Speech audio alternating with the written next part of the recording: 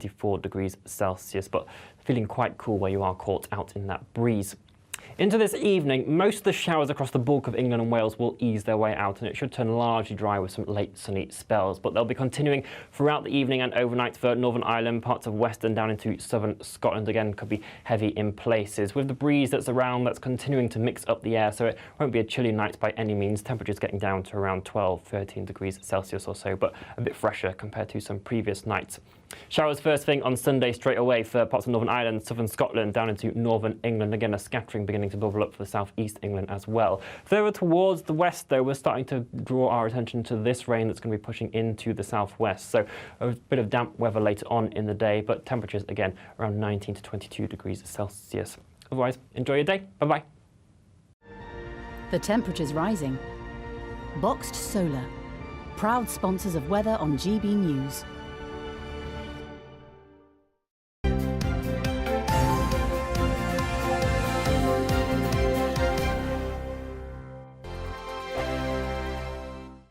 What you get for breakfast is something that, if we do our jobs right, you will wake up to news that you didn't know the night before. It's a conversation. It's not just me and Eamon. We want to get to know you, and we want you to get to know us. From 6, it's Breakfast with Eamon and Isabel. Monday to Thursdays on GB News, Britain's news channel. Westminster is going around in ever-decreasing circles, followed by the media. Britain is broken. How on earth did we get into this mess? But more importantly, how do we get out of it? Join me at 7 p.m, Mondays to Thursdays on Farage, here on GB News. We will have open, rational debate. We've got to work out how Britain moves forward from this. Join us here on GB News, the People's Channel. Britain is watching. When the news happens, it happens here. And really important breaking news. Breaking news this morning. On TV, radio and online, the news starts here on Britain's Newsroom. All the biggest stories and the answers that you need from across the UK and beyond. Join Britain's Newsroom from 9:30 on GB News. The People's Channel, Britain's news channel. Join me, Patrick Christie's, Monday to Friday, 3 till 6. We tackle the day's news agenda like you've never seen before. It's high tempo, high octane, the most controversial topics and the best guests. You will not be able to take your eyes and ears off it. I'm not afraid to ask the questions that you really want answered. 3 till 6 p.m, Monday to Friday on GB News, the People's Channel, Britain's news channel. People in Britain, they love free speech, but they also love fair play. I don't care if I'm speaking somebody from a trade union, from the Labour Party, somebody from the SNP. And I think the viewers like to see that actually we can challenge one another, but in a positive way. We think we ask the questions that people want to ask, and often we ask the questions that we wanted to ask in Parliament but never got the chance to ask. So join us every Saturday, 10 a.m. till noon on GB News, Britain's news channel. Hi, I'm Dan Wootton. You can watch me live on GB News Monday to Thursday from 9 p.m. And did you know that you can also watch and listen live on our website, gbnews.com. You'll always be up to date on the latest breaking news, as well as enjoying the best stories, opinions and shows. You can even join the debate under our live player as you're watching. So head straight to gbnews.com on TV, radio and online. GB News, Britain's news channel. It's all about family, being in people's living rooms, all the interaction and getting to know who our viewers and listeners are. When I was young, my dad used to say, "Nana, stop arguing." I wanted an outlet that would enable me to give my opinion. People are going through a really hard time right now, and I know that you don't feel like you're being listened to by the establishment. I came to GB News because it's the People's Channel, and I want the audience to have their say on the events of the day. We're dynamic. We do something different. Democracy shows that the wisdom of the nation is in its people. I get to travel to find out what the story is from a personal perspective. The British people aren't fools. We know when we're not being told the full story. We've got to work out how Britain moves forward from this. It's the best country in the world. The establishment had their chance. Now we're here to represent your views. Britain's watching. Britain's watching. Britain's watching. We're proud to be GB News, the People's Channel, Britain's news channel.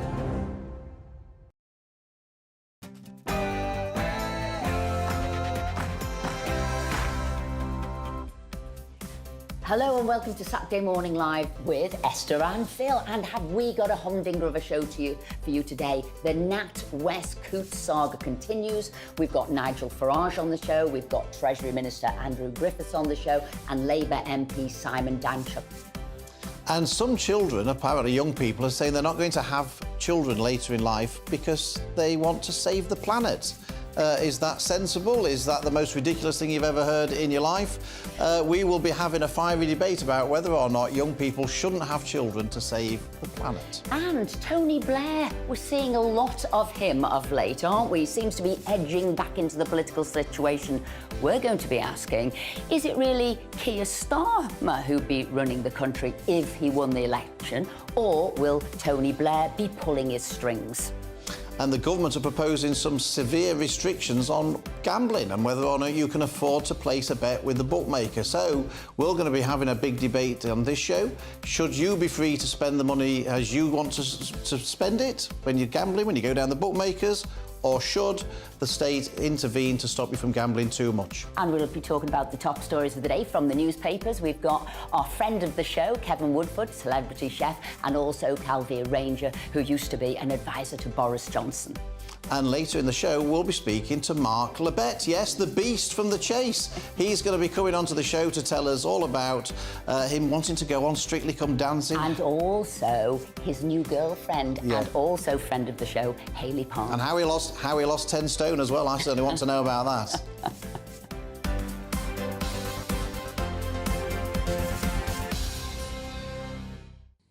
And of course, as always, we want to hear your views today, so get in touch, get involved in the conversation. Email us gbviews@gbnews.com. But before all of that, here's the news headlines with Ray.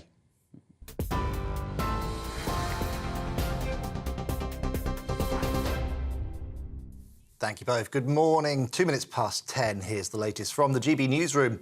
Rail passengers face disruption today as thousands of RMT members walk out again over pay, jobs and conditions. People are being advised to check before they travel, with services across the country due to start later and finish earlier.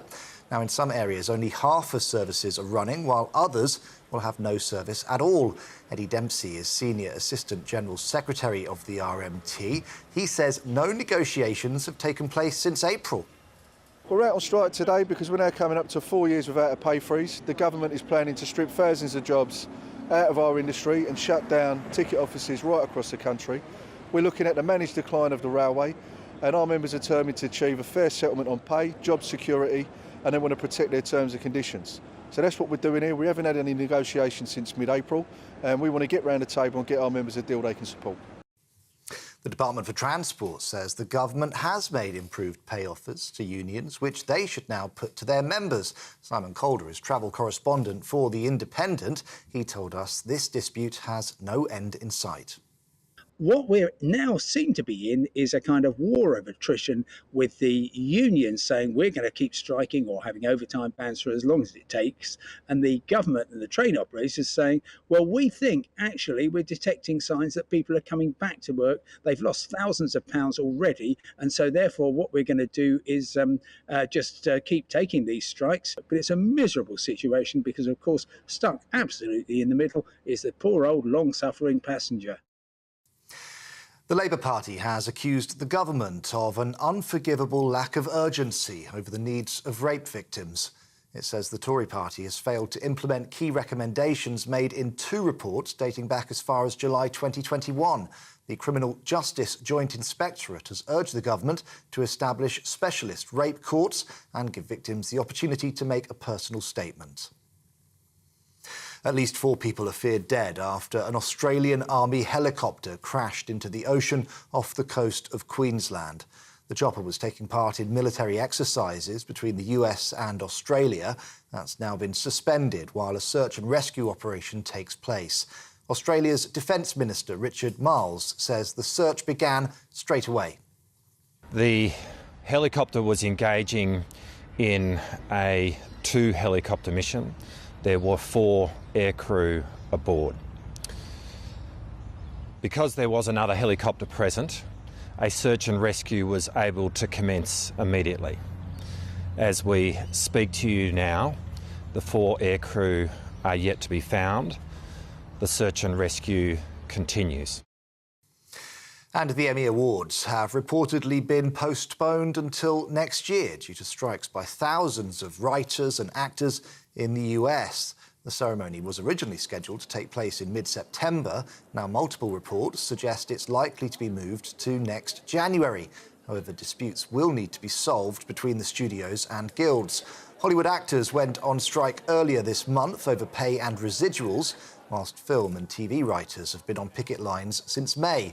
Showbiz reporter Stephanie Tecci told us awards bosses have been given no choice. The Emmys now, people just think it's awards, it's just the actors turn up, but you've got behind the screens, you've got writers who are writing the scripts for the awards, so your writers are on strike at the moment, and so now we're getting into August, Emmys are next month, so I think the bosses are doing the right thing and realising that they're going to have to postpone it. This is GB News. We'll bring you more as it happens. Now let's get straight back to Esther and Phil.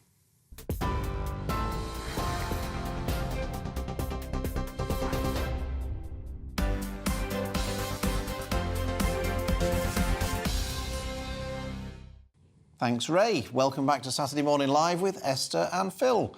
The NatWest scandal continued to rage on this week following the closure of Nigel Farage's bank account. And the CEOs of both NatWest and Co spectacularly fell from grace as revelations of political motives and media leaks continued to mount. Despite the downfall of the two banking chiefs, the chairman of NatWest is still refusing to quit as the bank reports a surge in profits of nearly £1 billion. The government has vowed to act to tackle debanking and to protect freedom of speech following the scandal. But how do they plan to do this? And does it go far enough? And, of course, is it time for the chairman of NatWest Bank to go too? Well, I'm delighted to say that Nigel Farage joins us now. Nigel, thank you for joining us. You've certainly made a splash over the last couple of weeks. Splash about cash. Exactly. We've got the Treasury Minister, Andrew Griffith, coming on next. I think you think he's done a pretty good job, don't you? Tremendous. I mean, Andrew Griffith has acted so quickly, you know, calling in the bosses for a meeting of the 19 leading banks in the country, making it very clear that people should not be debanked for having perfectly legal opinions, suggesting actually that the whole rules must change, that if you are going to close an account, people need 90 days notice, not 30 days notice, that people deserve to be given a reason. Oh, no, on all of these things, I mean, he's acted swiftly, he's acted decisively, and to be fair, you know, the Prime Minister, Rishi Sunak's been pretty supportive too, and it's not often Philip, that you've heard me praising this particular Conservative government, but in this case, I absolutely do. But really, the focus must remain on the NatWest banking group, bearing in mind that the taxpayer is still by far the biggest shareholder. You know, we have a stake in this. And frankly, what happened yesterday was Sir Howard Davis, the chairperson, as he calls himself, of the NatWest group, you know, announcing the figures and saying, everything's fine, I'm staying on, there's just going to be a little review and we'll get to the bottom of what happened in the Farage case. None of that is good enough for the following three reasons.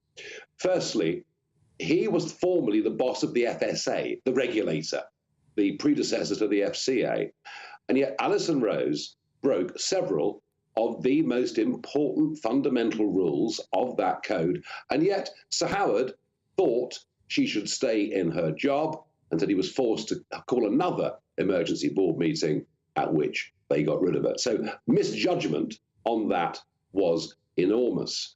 Secondly, he yesterday said she was a great leader, which means he's opened the door for her to be given £2.43 million to go away.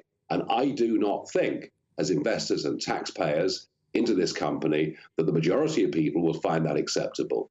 But here is what really sums up why I'm afraid he's unsuitable. He announces there'll be a review into why the Farage accounts were closed, and he appoints Travers Smith, a City law firm. Well, hey, how about this?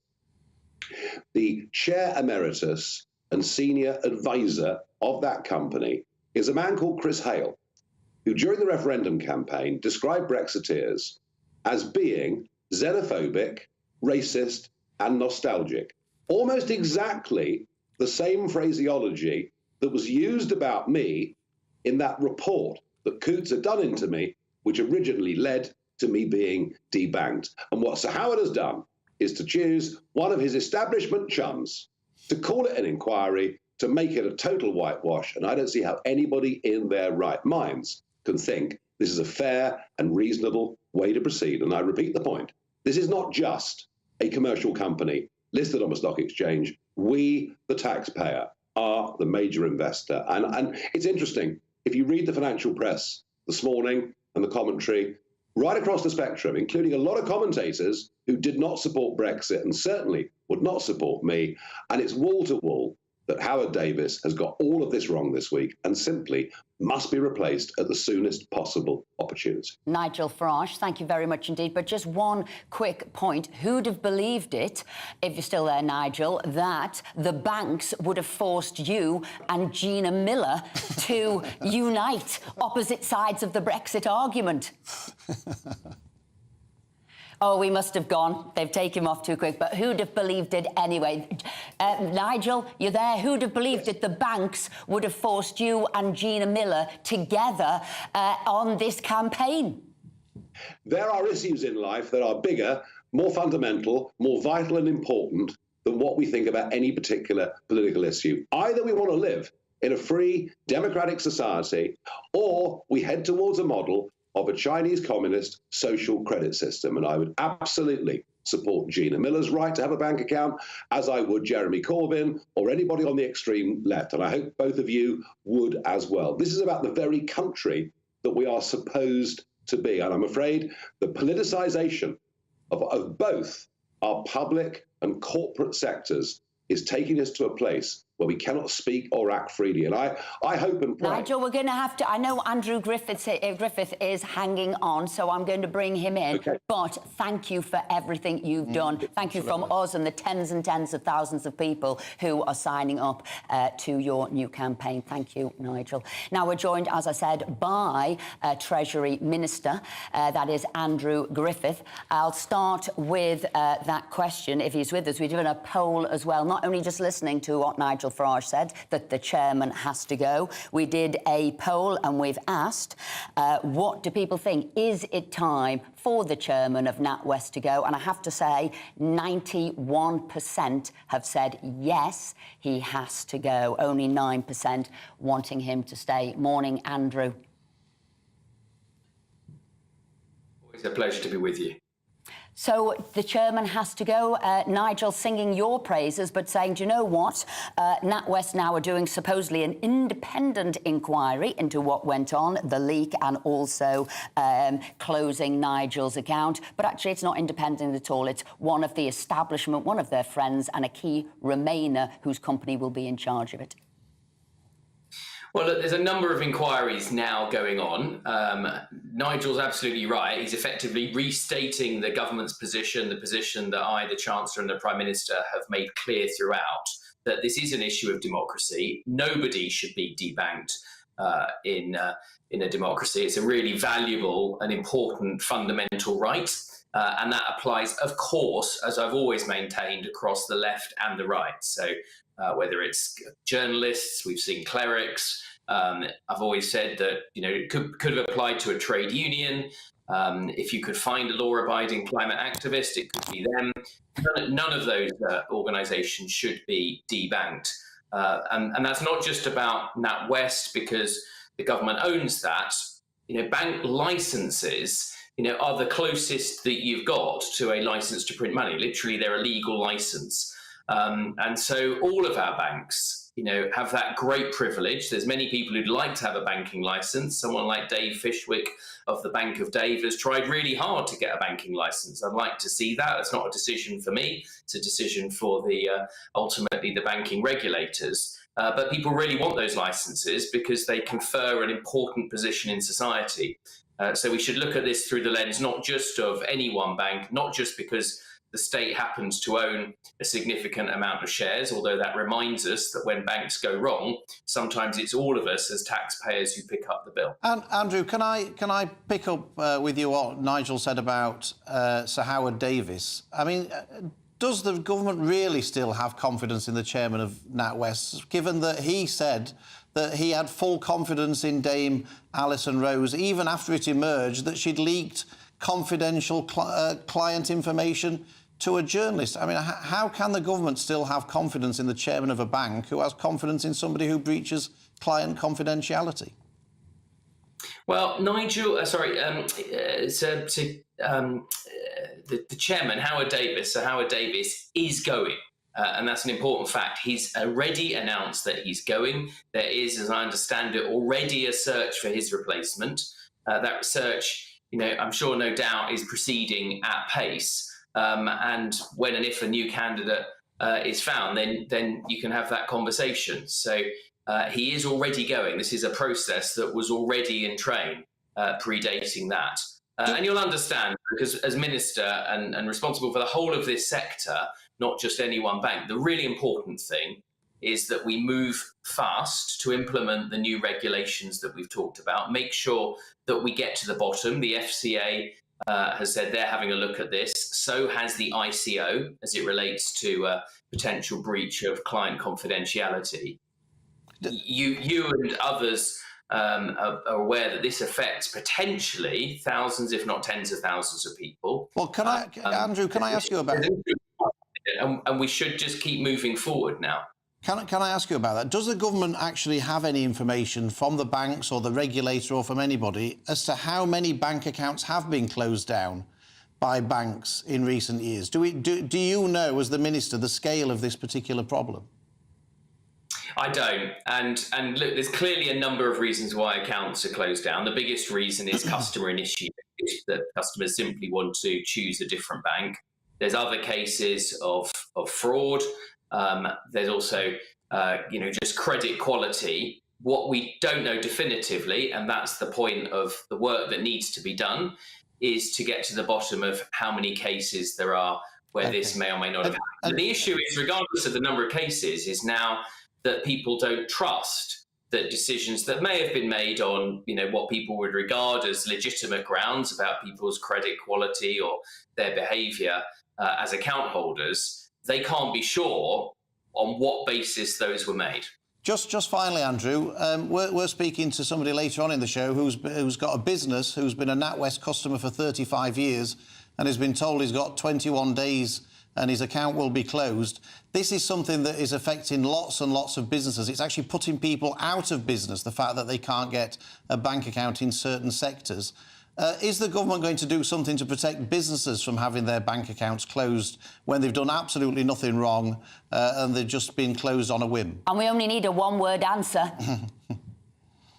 Well, I had an exactly similar case in my constituency yesterday of a business that had been with the same institution for a quarter of a century and then suddenly gets a letter out of the blue. That is one reason why a big focus of what we're trying to do is bring the oxygen of transparency to how these decisions are made and on what grounds. And I think whether that's customers or businesses, that's a good thing to aim for. And one other thing, Andrew, which is in the papers today, and that actually is the profits of NatWest and how they've soared. I believe the Select Committee, Harriet Baldwin's going to do a committee on it about how they're keeping the increase in interest rates. They're putting that to borrowers, but they're not giving it to savers. It's just another thing, and we'll let you go now, that the government's got to look at, that they're not passing on that money on to savers as well. Yeah, let's be clear. Look, we Conservatives believe in the ferocious problem-solving power of business, right? We believe in a private sector economy. But what we want from our businesses, and that applies particularly to those who occupy a privileged position like banks, is they treat their customers well, fairly. They remember why they exist, and they do pass on appropriately things like interest rates to savers who've had the most torrid time. Andrew, it's wonderful to hear that, and thank you very much for coming on this morning, and a big thank you, as you heard there, from Nigel as well. Yeah, I hope he will do something with businesses. To be perfectly honest, that's a massive issue. Right, well, we're now going to hear from Labour MP, former Labour MP Simon Danchuk, former Labour MP for Rochdale. Simon, thanks for joining us. What did you make of what Andrew Griffith and Nigel Farage had to say there? I think the minister sounded far too passive, if I'm completely honest. As has been pointed out, the public own 39% of the NatWest group. So everybody watching this programme has a financial stake in that company. And I don't think the minister's been assertive enough. I think Howard Davis, the chairman, should be pushed out. I don't think his approach to this is acceptable. We shouldn't wait until he's found a successor. I think the minister should insist that there's no compensation for those who've had to resign from the top of NatWest Group and from Coutts as well. And I think he should intervene, because we own 39% of it, he should intervene to ensure that this sham of an investigation is not taking place by somebody who's been a Remainer and a critic of Brexit. And Simon, you hit on a point there. People will be horrified to find out that Dame Alison Rose is walking away with maybe millions of pounds when she's actually breached what would be her contractual obligations. If that was a normal bank employee, their feet wouldn't have touched the ground. They would have been marched out of the office with no compensation whatsoever. Why is she different? Why does the chairman, Howard Davis, seem to think it's acceptable that she gets a big payoff? And why does the minister, who ultimately represents us as the public, who have a stake in this company, think it's acceptable that she gets a payoff as well? We need ministers to be far more assertive on these issues. Simon, I heard the Shadow Chancellor suggesting that the government had bullied Dame Alison Rose out of a job and that there'd been a whiff of sexism in her removal. Would you associate yourself with those comments from the Shadow Chancellor? I certainly wouldn't. I've written on this issue for Business Leader magazine this week, and Labour don't come out of this at all very well. Keir Starmer started by saying the issue around Farage was contested, meaning that there were arguments on both sides about the situation. Now he's finally been dragged into saying it's unacceptable what's happened to Nigel, thankfully. But Rachel Reeves' comments are completely unacceptable. It gives the impression that Labour can't be trusted with free speech and fairness within the UK. I think they're really on the back foot in terms of this whole debacle. Simon Danchuk, former Labour MP for Rochdale, thank you very much indeed for joining us this morning. Whose beard gets longer every time I see him. Get a shave, man, before you come on telly. Anyway, coming up, our panel will review the day's newspapers, and there'll be more fiery debates and discussions as well. And as ever, tell us what you think. GB Views at gbnews.com. What you get for breakfast is something that, if we do our jobs right, you will wake up to news that you didn't know the night before. It's a conversation. It's not just me and Eamon. We want to get to know you, and we want you to get to know us. From 6, it's Breakfast with Eamon and Isabel. Monday to Thursdays on GB News, Britain's news channel. Westminster is going around in ever-decreasing circles, followed by the media. Britain is broken. How on earth did we get into this mess? But more importantly, how do we get out of it? Join me at 7 p.m, Mondays to Thursdays on Farage, here on GB News. We will have open, rational debate. We've got to work out how Britain moves forward from this. Join us here on GB News, the People's Channel. Britain is watching. When the news happens, it happens here. And really important breaking news. Breaking news this morning. On TV, radio and online, the news starts here on Britain's Newsroom. All the biggest stories and the answers that you need from across the UK and beyond. Join Britain's Newsroom from 9:30 on GB News. The People's Channel, Britain's news channel.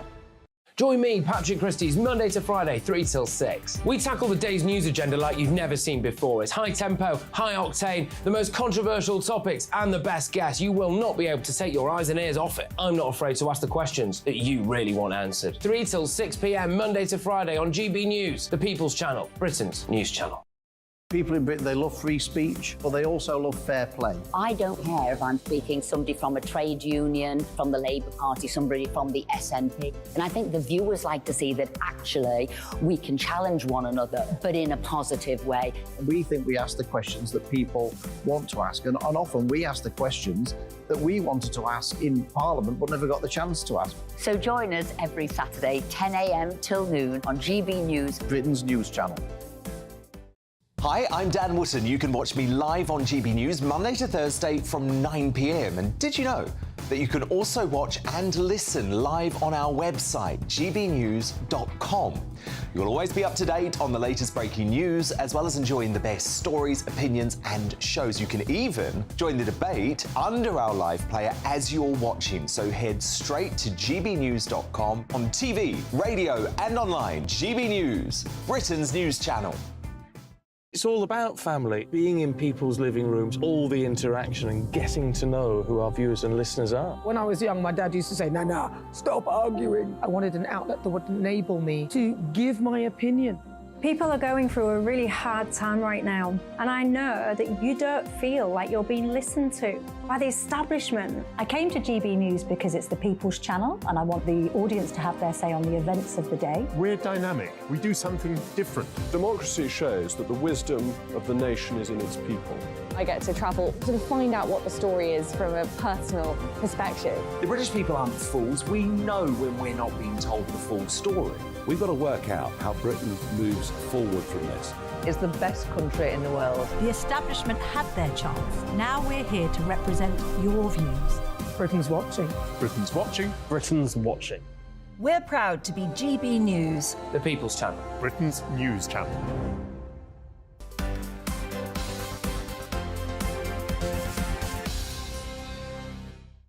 Welcome back to Saturday Morning Live with Esther and Phil. Time now is 10:26. Your views have been coming in thick and fast. We'll read as many out as we can, but just a couple to get going. Graham says, no remorse, no proper apology to Nigel, which is necessary, and in fact a reinstatement of his bank account is needed. Ralph says, I don't agree with Nigel's views, but what has happened with his bank account is not fair. What happened to free speech? And Linda says, you're a star, Nigel. Thank you and well done for sticking to your guns in this matter. And John says, all these banks care about are profits and not customers. And that's the thing, look after your customers. And we'll be speaking to somebody a little bit later where they, after having a business account with them for 35 years, just closed it down. 21 days to sort out his life. What a disgrace.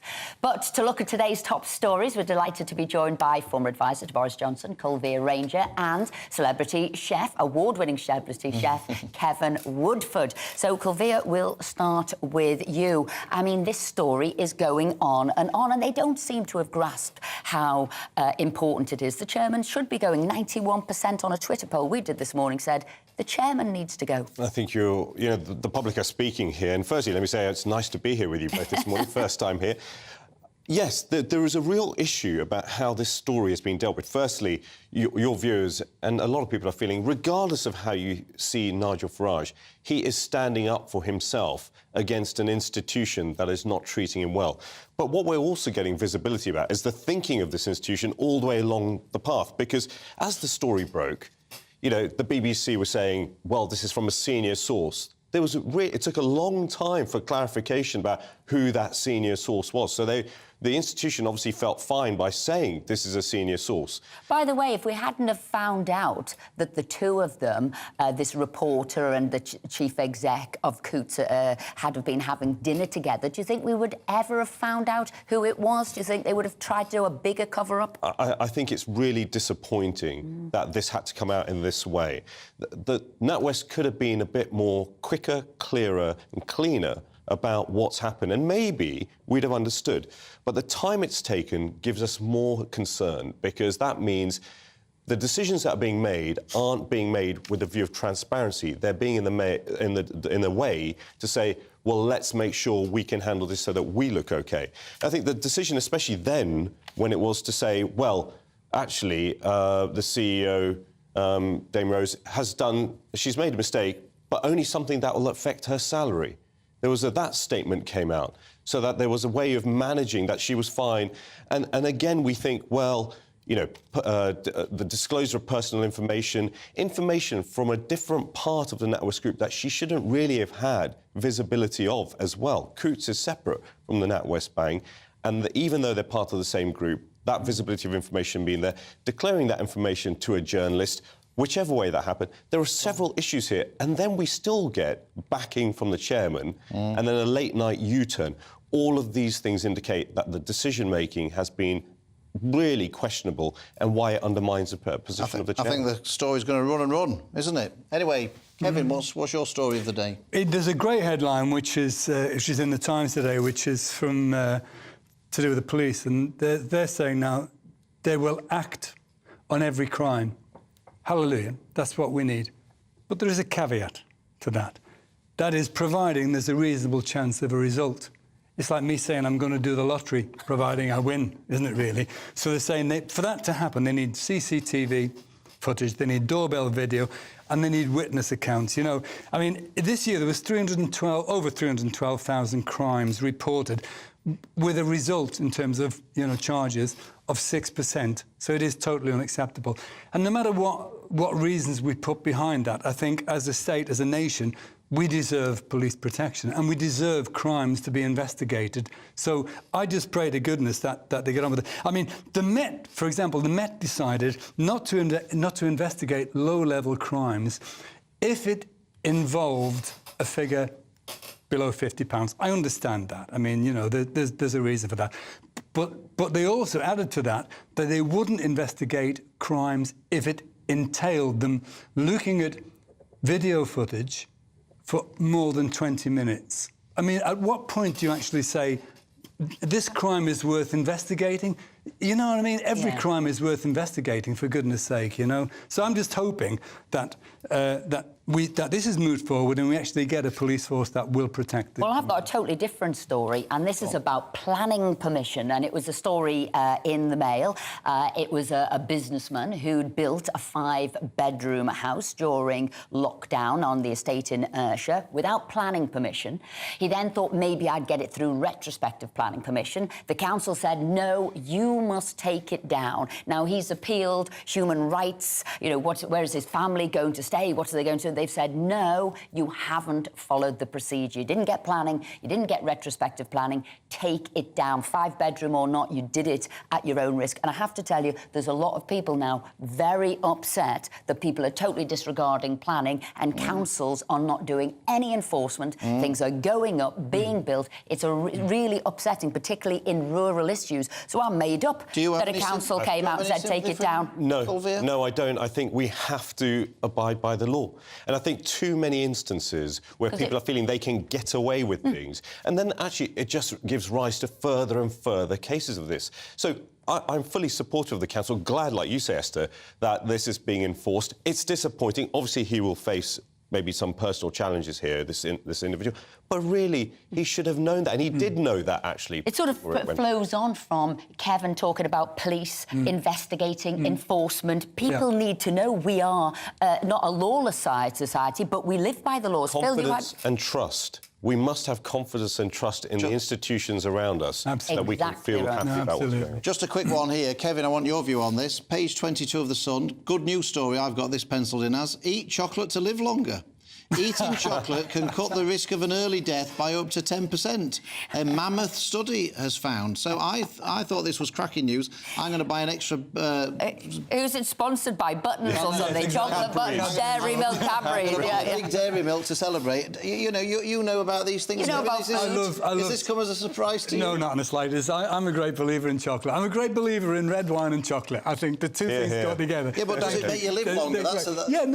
Well, it does if it raises your endorphins, if it makes you happier, surely it must keep you on the planet long. You want to laugh, but it's everything in moderation, Phil, right? That's probably where you and I are going wrong, isn't it, really? You know what she's going on now about saying, oh, you know, yes, it's good if a bit of what you like, that's good for you. At home, if I'm sneaking into the fridge for a bar of chocolate, he's like, put that Kit Kat down. The thing... Well, what he has said, as he brings out his mammoth bar or his family box of Maltesers, it's like... It's portion control. The more you eat, the longer you live. I think a little bit of what you fancy does you good, is what we're saying. A little bit of what you fancy in all senses of that world. 70%. It has to be 70%. You're staying with us. The pair of you are staying with us to look at, other things that have been going on in the papers and this week. But coming up, should we stop having children to save the planet?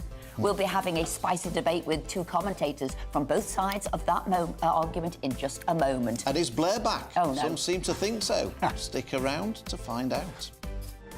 That warm feeling inside.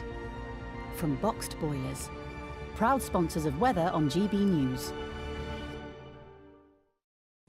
Hello there, I'm Jonathan Vautry here with your latest GB News weather forecast provided by the Met Office. Saturday is a day of dodging showers for many of us, and they're being brought in by this area of low pressure centred to the northwest of the UK. Generally, the closer you are towards that area of low pressure, the more frequent showers you'll see throughout the day. So particularly Northern Ireland, parts of Scotland, and it's here where we could see some heavier showers, some torrential downpours with some hail and thunderstorms as well. Further towards the south and east, those showers will be more scattered in nature, so some sunny spells in between, and some areas may stay largely dry as we head into this afternoon. In those sunnier spots as well, temperatures climbing to highs of 23, 24 degrees Celsius, but some quite blustery winds, particularly along western coastal areas up around the Irish Sea. That will make it feel quite cool in places. Showers continuing overnight in the north and west, but for England and Wales, the bulk of those showers will fade their way out and provide some clear spells overnight. The blustery winds are still going to be in place though, so that's helping mix up the air and will prevent our temperatures dropping too far overnight, most holding up around 12 to 14 degrees Celsius, but we could drop into single figures in some rural glens of northeast Scotland. It's showers from the word go again for central southern Scotland down into northern England. Some sunnier spells for the southeast to begin with, but the cloud will be building from the southwest as we see these outbreaks of rain spreading to Wales, southwest England, Northern Ireland later on as well, where they could turn persistent. Temperatures will be held back underneath that cloud in the southwest, but 22 degrees possible in the east. Bye-bye. That warm feeling inside. From Boxed Boilers, proud sponsors of weather on GB News.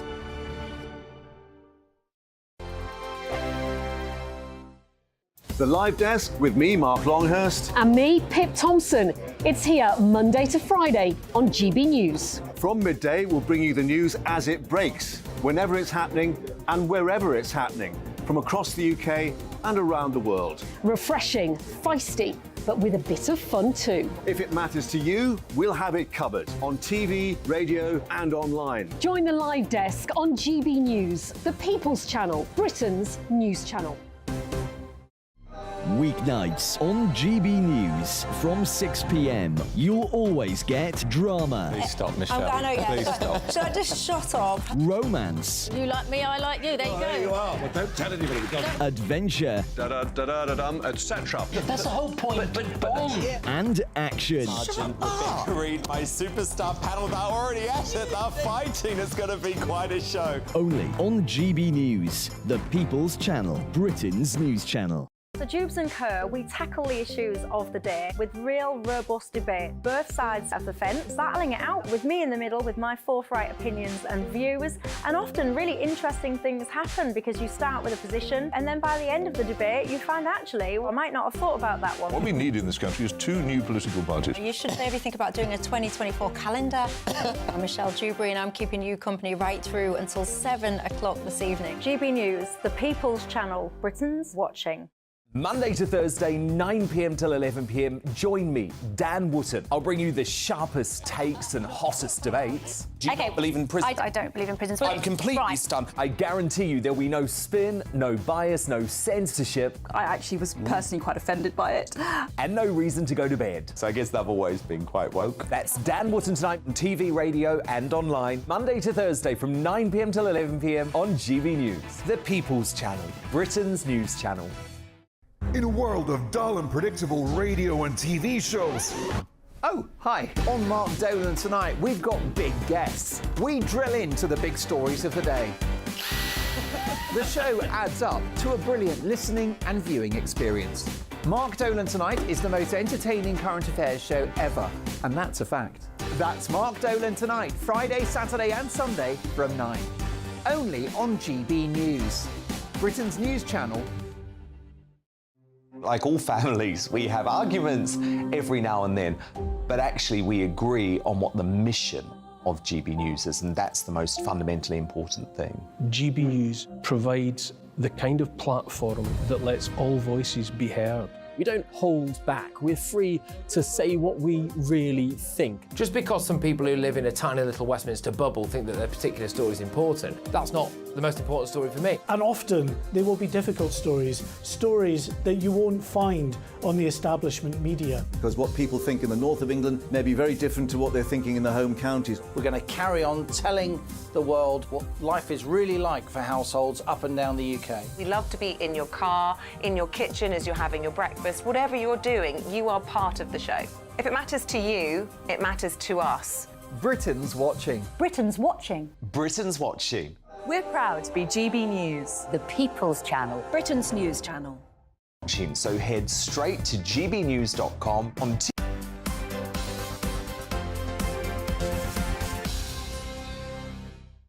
Hello and welcome back to Saturday Morning Live with me and Phil. Whether you're watching us on TV or listening to us on radio, here are your views on this NatWest saga. Will says Sir Howard Davies complained that Alison Rose had to resign because of political pressure. Will says that man is shameless, he should go. Stephen says, why don't the government make banks a service and they can't keep closing the branches down? I think lots of people might sympathise with Stephen there. And Graham says the way they've handled the whole affair shows that they know their policies are flawed. And we did a poll on Twitter about this, and of the thousands of people who voted, 91% said now the chairman has to go. So there you go, keep your views coming in. Now, you figures show that young people are put off having children because of global anxiety, such as finances, the state of the world, and not least, climate change. A piece in the Times this week argue that it is not eco-worries putting our youngsters off having families, but other issues. But should we be having fewer children to help save the planet, or would a drop in childbirth rates have a devastating effect on the economy and on our future as people? Well, joining us to debate this is social commentator Lois McClatchy-Miller and director of the Climate Media Coalition, Donica McCarthy. Thank you both for joining us. Lois, let's start with you. It's suggested here that a whopping number of young people were deterred from having children simply because of the impact it would have on the environment. Do you really believe that so many young people are deterred from having children for that particular reason? Well, one thing that we can all agree on is that the planet is a good resource to steward for the good of humans, the good of human life. But the message that we're getting right now from the kind of green agenda that's coming through is that we have to save the planet at the expense of human life. And I think that fear is coming certainly through to school children as they're growing up. That is causing them to be in a state of fear. We know that the figures for fear and anxiety amongst young people are skyrocketing in the UK. But when we look back through history about the things that have helped people to have a stable and to help anxiety, to live a fulfilled life. Often it's relationships, it's not careers, it's not even being part of a missional cause, it's the family that they have around them. That's what makes society strong, that's what helps children to grow up in a loving household. And now we're telling young people, you have to be living in a constant state of fear. And by I'm going to bring that well, just but if they feel so strongly about that and about the issue of climate change, isn't that a reasonable decision for them to take if that's what they want to do? At least they're not being hypocritical, you know. So should they not just be free to make that decision if that's what they want to? Actually, I think they've been somewhat misinformed about the data because we're facing a situation where our population is in severe decline, and that's going to have a very negative impact on living and lifestyle in the UK. Not least of all because if we look at things like the welfare state, the ability to get a hospital appointment, these things are a Ponzi scheme. We need lots of people, working age adults, to be able to support those at the top to live a sustainable and good retirement and good life. I think that's a good point Lois has made there. You know, the fear has been ratcheted up so much about the environment. It's having a detrimental effect on young people, thinking, I can't have any children. I'm so frightened about what's going to happen. Is that what's happening? I didn't hear Lois making that point. Well, did you? Well, the point she made was that actually UK... Did you make the point that the fear has ratcheted up so much that people don't feel that they want to have children? Yes. Yes, so that was the point that she made. So I'm just explaining that too. It's interesting how you didn't hear that, but that was clearly what was said. She didn't say that. She was actually talking about... Hang on a sec. Before you tell me what she didn't say, did you say that, Lois? I think that she did. She thinks it, but she didn't say it. But anyway, let's move on. She said it. What she did state... I think that's really bizarre, but anyway, if you could answer the question. What she did state was that the population in the UK was falling. It's not. It's rising, as you know. But for the or every year for the last 10 years, the population in the UK has risen. Through immigration, not through birth rate. And birth rate. Well, both can I in the go UK. back? But let me go no, I think globally, it's really important point. Hang on, no, can I just, because I asked you a question and it was a really important one, and that was obviously what Lois said, and I was following it on, and this is how it works, and the question was, are you petrifying a young generation so that they don't want to have children, such as the temperature that you're raising the climate issue? I'm not doing that. What is doing that to children is reading the news from the scientists and what's actually happening. And when my father was born, there was 1.6 billion people on the planet. When I was born, there's 3 billion. There's now 8 billion. We're predicting 10 billion by 2050. What has that led to? Over my lifetime, we've lost 70% of nature. The UK government says we've lost 50% of the soil in the UK globally. And what that actually means is we are threatening the ability of the planet's ecosystems to support us. So would you recommend that young people don't have children to save the planet? Would you recommend that? I take your position that we should allow them the freedom to make that choice, looking at the figures we have. I think the position that some organisations have, that 2 is plenty, is a really good approach. If we look at 2 people per family, then we might stay within the planet's ability to support us in future generations.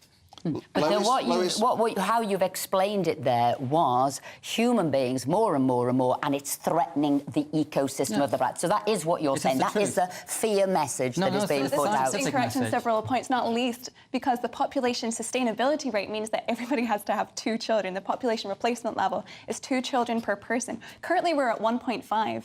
So the UK population is destined to fall. I mean, every demographic study points to this. Now, what you were correct on, that it has grown in the past. In the 60s, we had 3.5 billion, we have 8 billion. However, what we've seen over that time also is that the hunger level and the malnutrition rates across the world have fallen because having more people allows us to develop the technology to be able to sustain human life better.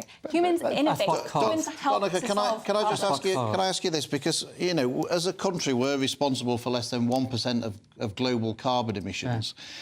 Someone having a baby in a population of 60 million people doesn't seem to me that it's going to make a fat lot of difference to global temperatures, is it? No. If every single person on the planet doesn't do anything, nothing happens. But if we are actually saying each individual takes responsibility for the damage we're doing, I think that's a responsible conservative principle, that we take personal responsibility. However, you're right about the UK. We are responsible directly for 1% of global carbon emissions, but we are responsible for 15% of global investment in new fossil fuels. We're responsible for over 50% of global insurance in fossil fuels, and we're a major centre for the PR industry. The United Kingdom economy is a huge part of the fossil fuel economy, and we need to take responsibility for that. So like a Chinese government said that there was only a 1-child policy, would you have in the UK a policy, 2 children would it be for you? Would you dictate a policy? No, absolutely not. Well, that's good to hear. I'm relieved to hear that. What I am in favour of... A chord has broken out. What I'm in favour of, this lady isn't. I'm in favour of freedom for women. I want education for women. I want freedom for choice for women, and I want women to have empowerment. This lady comes from an extreme religious fundamental organisation that is opposing abortion. Well, hang on a sec. Because before, hang on a sec. Can I just answer something? Before, you didn't hear what she said, and you said I was reading into her mind. Now you're reading into her mind because I did hear what she said. So let's hear what Lois has to hear.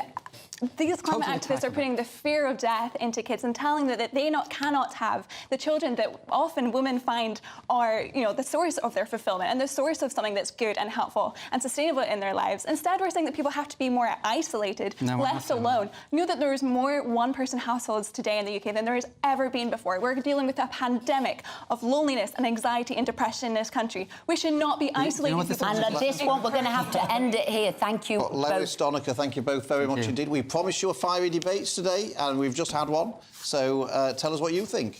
Email us gbviews@gbnews.com. Now, Daily Telegraph columnist Fraser Nelson wrote in the newspaper earlier this week claiming the former Prime Minister, Sir Tony Blair, is preparing to rule Britain again. The piece claims that allies of the still ambitious Sir Anthony Charles Linton Blair are instrumental in positions of power across the world and here at home including in foreign governments and in Labour Party selection processes, and that Sir Keir Starmer may just let him seize influence again. So is this happening? If so, should we be worried? Could we see a return of Tony Blair? Well, joining us to discuss this is GB News senior political commentator and Tony Blair expert, Nigel Nelson. So, Nigel, thanks for joining us. So, what do you think? Is Tony Blair going to be seizing control as a backseat driver in a Keir Starmer government? No, but I think he'll be advising it. And it's quite right that Keir Starmer should take advice from a former Labour leader who won a landslide in 1997 and had a historic 3 terms. So it's quite right that Keir Starmer listens to Tony Blair's experiences and tries to actually capitalise on them himself as he heads towards number 10. How popular do you think Tony Blair... I mean, obviously he was very popular back in the day, but how popular do you think that Tony Blair is with the public at large, and how popular is he with the Labour Party members? I think Tony Blair has turned toxic after Iraq. So quite clearly he's not popular. I mean, it was a gradual process. If you remember, he won his 3rd election after the invasion of Iraq. Now, I don't think that the public warm to him, and a lot of the Labour Party don't either. But that doesn't mean his experience is not worthwhile listening to. And I think it's not just about winning elections or how to govern. It's also Keir Starmer needs to listen to Tony Blair about the mistakes that New Labour made. And as a result of that, he can learn from those mistakes. Now, I can see that Tony Blair's thinking this is a way into governing again, because I'm looking at Keir and I'm looking at sort of the polls in the papers. And it seems, whilst people might say we're not happy with the Conservative Party, they're also saying, do you know what, we're not really engaging with the Labour Party. They've got no vision, they've got no ideas, and Keir keeps making U-turns, whether it's about the green issues, renationalisation, what he thinks of women, ULEZ. So is this vacuum, as it seems, of a person and of a party really in need of Tony Blair, who at least has got connections, he seems he's got money and he's got ideas? Is that what it's about? Empty vessel needs somebody to fill it. That's my point about learning from previous mistakes. So, for instance, that Keir Starmer has come up with 5 missions. That's very much a similar thing to what Tony Blair did with his famous pledge card in 1997. And in fact, the pledge card did actually work. Class sizes were reduced to under 30, 100,000 taken off NHS waiting lists. Even on the economy, he was able to get debt below 40%. Whereas now it stands at 100%. Those are the kind of things I think Keir Starmer can learn from. And you're right, I think there's a general feeling from the public that they don't like the Conservatives very much, but they're not quite sure what Labour actually stands for. What Tony Blair showed is what happens when you put a lot of thought into government, not just winning elections.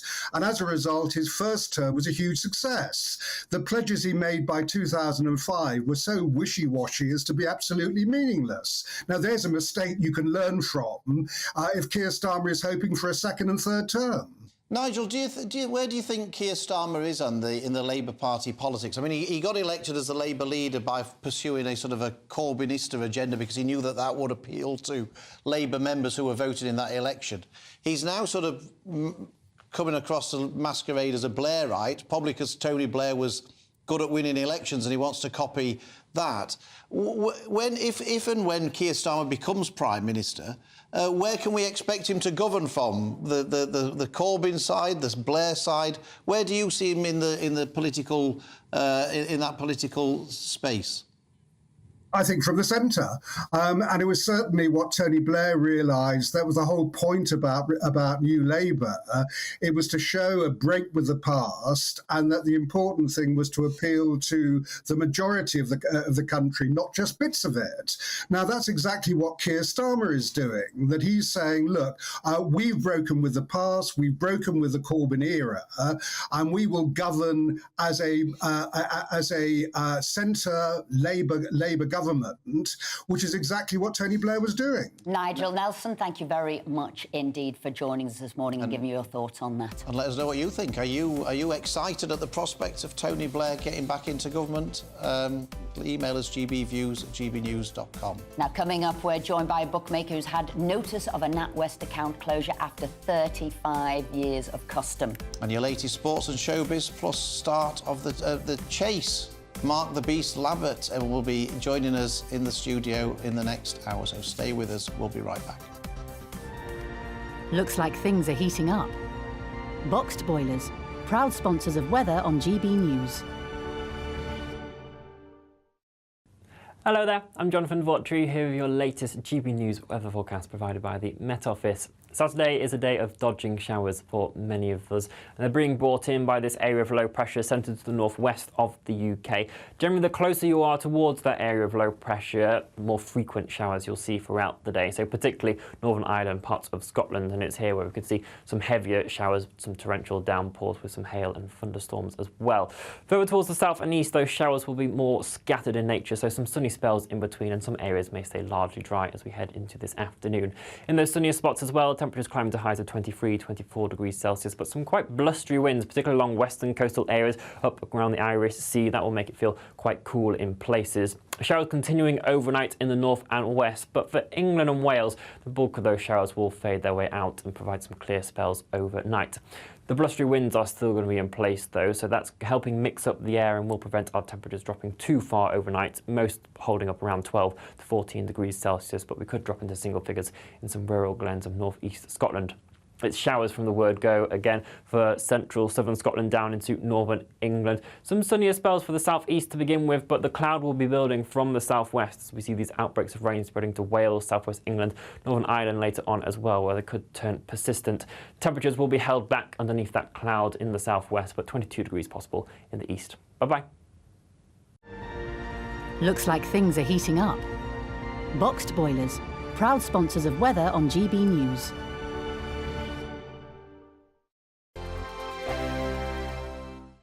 What you get for breakfast is something that, if we do our jobs right, you will wake up to news that you didn't know the night before. It's a conversation. It's not just me and Eamon. We want to get to know you, and we want you to get to know us. From 6, it's Breakfast with Eamon and Isabel. Monday to Thursdays on GB News, Britain's news channel.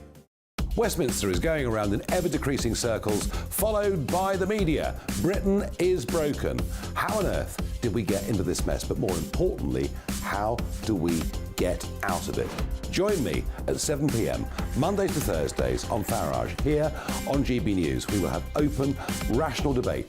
We've got to work out how Britain moves forward from this. Join us here on GB News, the People's Channel.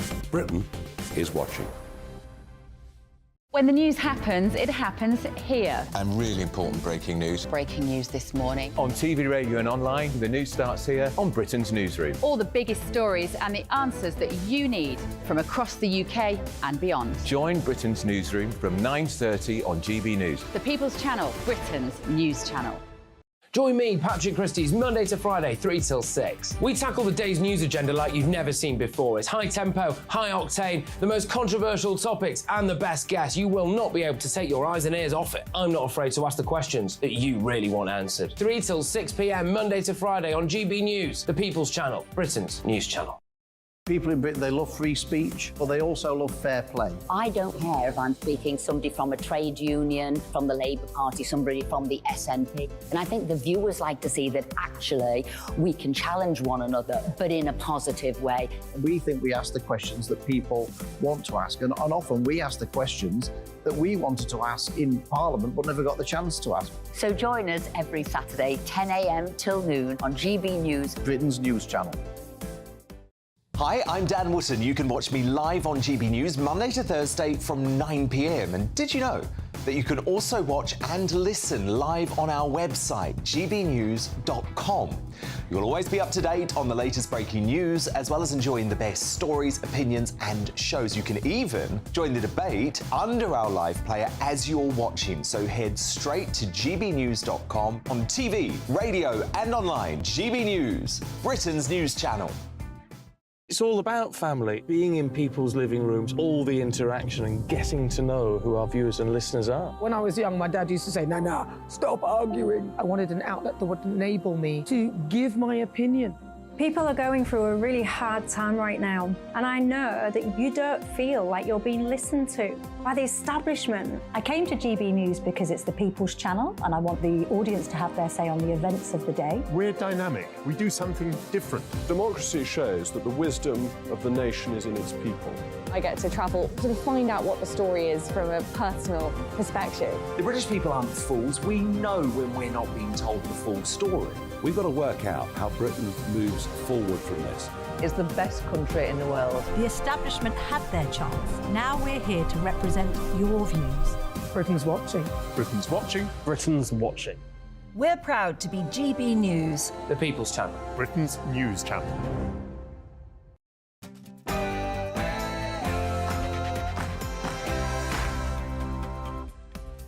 Hello and welcome to Saturday Morning Live with me, Esther, and Phil here. And I tell you, the last hour was so feisty. Nigel Farage on, Treasury Minister on. And Pressure's on to repeat it. Pressure's on to repeat it.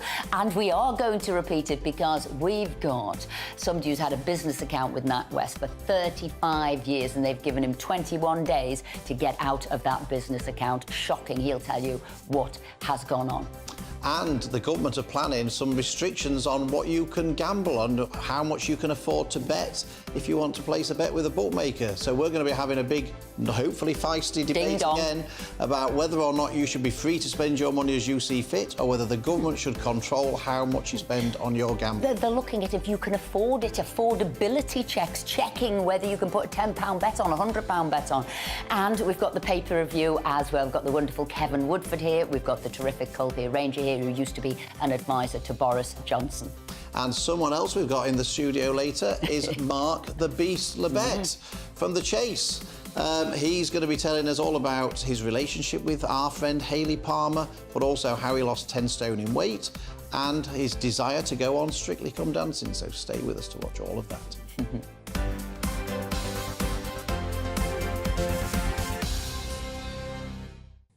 And of course, we want to hear what you think. So email us gbviews@gbnews.com and we'll read out as many of those comments. And they're never backward coming forward with those comments. Keep them coming. And always full of common sense as well. But before all of that, first of all, it's the news headlines with the wonderful Ray.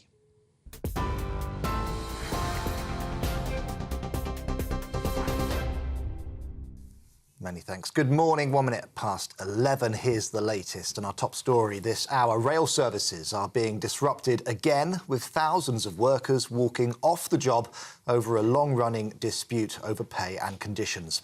RMT members at 14 train operating companies are striking. People are being advised to check before travelling. In some areas, only half of services are running, while others have none at all. The union's Senior Assistant General Secretary, Eddie Dempsey, told us there have been no negotiations since April. We're out on strike today because we're now coming up to 4 years without a pay freeze. The government is planning to strip thousands of jobs out of our industry and shut down ticket offices right across the country. We're looking at the managed decline of the railway, and our members are determined to achieve a fair settlement on pay, job security, and they want to protect their terms and conditions. So that's what we're doing here. We haven't had any negotiations since mid-April, and we want to get round the table and get our members a deal they can support. Well, more problems for commuters, and holiday makers passing through the port of Dover face waits of up to 2 hours this morning. Queues 9 lanes wide have built up as families wait for French border officials to check passports. Slow traffic has also backed up all along the A20 and almost all the way back to Folkestone. Over 35,000 people passed through the port yesterday, and many thousands more are expected today. In the United States, Republican presidential candidates shared the stage for the first time as they fought for support at a rally in Iowa. One could end up going to prison. Well, despite facing new criminal charges, Donald Trump was the one to hit out at rival Ron DeSantis, telling the crowd not to take a chance on the Florida governor. Will Hurd was the only candidate to criticise Mr. Trump.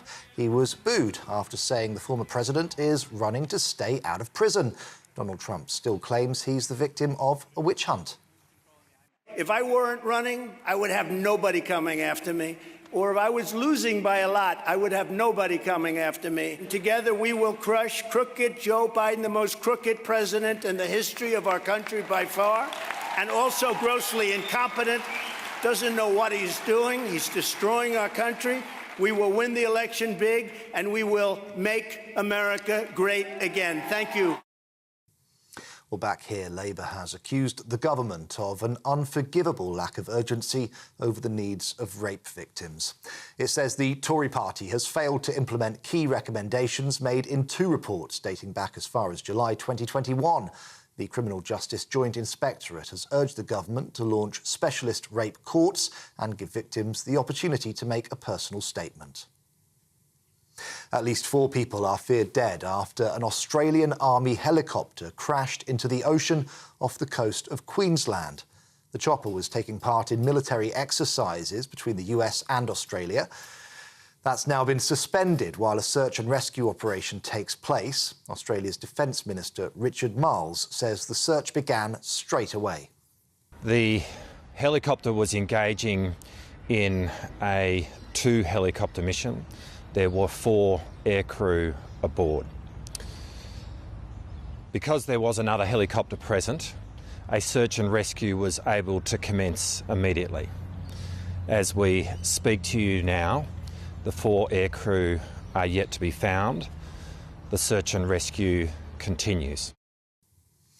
Environmental groups are warning the Prime Minister that they won't stand by if ministers attempt to water down environmental and climate commitments. A joint letter has been sent to Rishi Sunak from organisations including the National Trust and the RSPB. They say they could mobilise their members and are demanding an urgent meeting. It comes after Conservative success in the Uxbridge and South Ruislip by-election led some MPs to call for a rethink over the push for net zero by 2050. And the Emmy Awards have reportedly been postponed until next year due to strikes by thousands of writers and actors in the United States. The ceremony was originally scheduled to take place in mid-September. Now, multiple reports suggest it's likely to be moved to next January. However, disputes will need to be solved between the studios and guilds. Hollywood actors went on strike earlier this month over pay and residuals, whilst film and TV writers have been on picket lines since May. This is GB News. We'll bring you more as it happens. Now let's get back to Esther and Phil.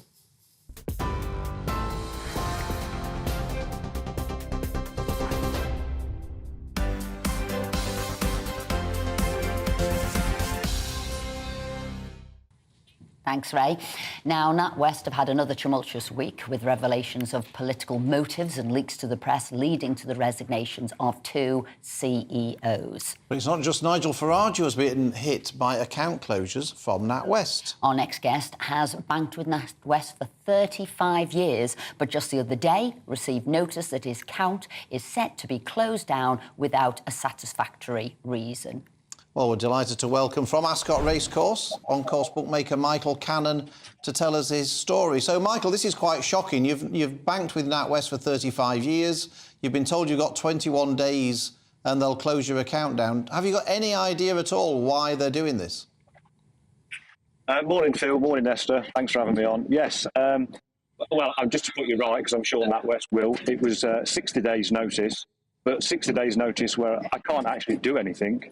I can't ask for a reason. I can't discuss it. There's no defence. You know, had they sent me a letter to say, you know, we want to give you 21 days to adhere or disclose what these transactions are. By the way, none of these transactions are in any way illegal. If there was someone there from NatWest who wanted to pinpoint any transaction on my statement, I would gladly tell them what it is. I'm an on-course bookmaker. Me and my associates are heavily licensed, regulated, legal. And how are we supposed to trade? Even at Ascot here today, I have to pay Ascot a fee to stand, as all my colleagues do. And if I don't have a current account, I can't pay them. I can't trade.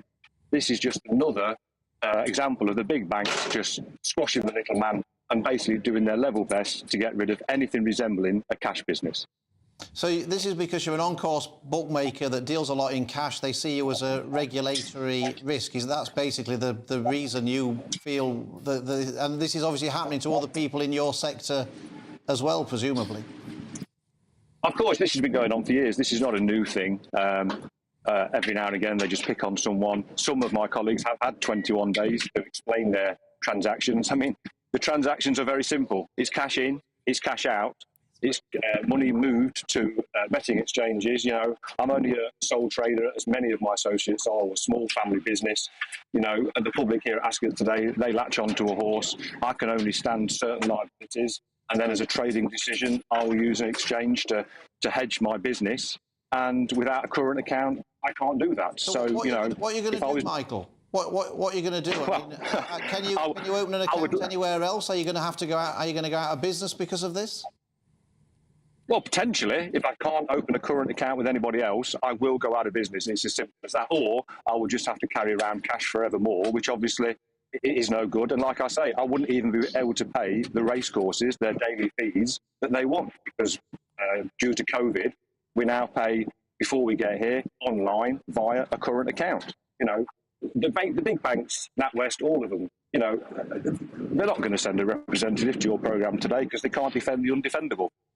I'm doing nothing illegal. It's very, very hard to become Michael, an on-course I think bookmaker. it's a shocker. You've been doing that business for 35 years. As you say, you couldn't be regulated anymore. I'm shocked that the banks have obviously got bolder and bolder and bolder, think they can turf people out. So thank goodness that it happened to Nigel Farage, and thousands of people like yourself are coming forward, because even the minister couldn't tell us how many bank accounts have been closed down. But now, with people like you prepared to come forward and put your hand up and say, yes, I'm one of those too, I think it'll make a bigger case to stop the banks doing what they're doing. Exactly. Thank you, Michael. We wish you all the very best. If Sir Howard Davis is watching this show, and he certainly should be, then sort out Michael's account, Howard. Let him have his account. Let him run his business. That would be much appreciated. And we hope Michael gets some good results at Ascot Racecourse this afternoon to help him along. We did contact NatWest Bank and asked them if they wanted to come on the show. They declined that opportunity. But they did issue a statement. They said, like all UK-regulated banking institutions, we are subject to legal and regulatory requirements, and we treat compliance with them as a matter of priority. This may mean we are required to delay or refuse to act on a customer's instructions and or suspend or restrict a customer's account. So there you go. Don't know what you make of that, but that's what NatWest had to say. But everybody keep putting their hand up, keep, you know, coming to us, keep going to Nigel. I know he's going to start a brand new campaign, isn't it? And just say, how have you been affected? But to look at the top stories of the week, we're delighted to be joined again by former advisor to Boris Johnson, Culvia Ranger, and celebrity chef, an award-winning celebrity chef at that, Kevin Woodford. So, first story. Kevin, I think it's going first. Let's talk food, shall we? Because yes. It's Sunday and it's nearly lunchtime. My favourite subject. Yeah, your favourite subject and my favourite subject as well. I don't know how you feel about expensive, you know, luncheons and dinners. I'm from Yorkshire, so that should tell you everything. Tells me everything. I know everything I need to know. 12 quid will do nicely for a 5-course meal on a Sunday. Right, but there's a particular place in London, Michelin 2-star, and I'll name it. It's Hotel Café Royal, where a 5-course tasting menu is 165 quid. Oh, my God. That might seem reasonable to you, Philip? Does it? You won't be getting me there. OK, well, let's just say that you and Esther have fallen out, which is highly unlikely, because I know you well, right?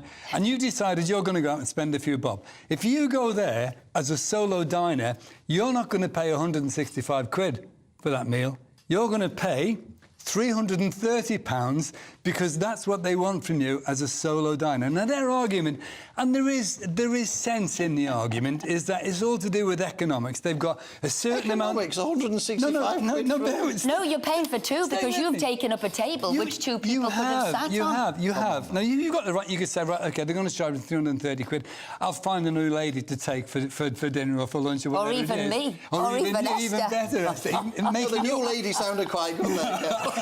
But, you know, I mean, there is a dichotomy there, because at the end of the day, there is a problem in terms of restaurants, because that one table, as Esther quite rightly points out, sits 2 people, and they could make 380 quid, but they're not. Don't dine alone there. You have to get value for money, if you can call that value for money. I've never heard the like. Well, there you go. Well, I'm outraged. Yeah. I think we might be taking our custom somewhere else. Yeah, well, I wouldn't be going there in the first place, to be honest, but anyway.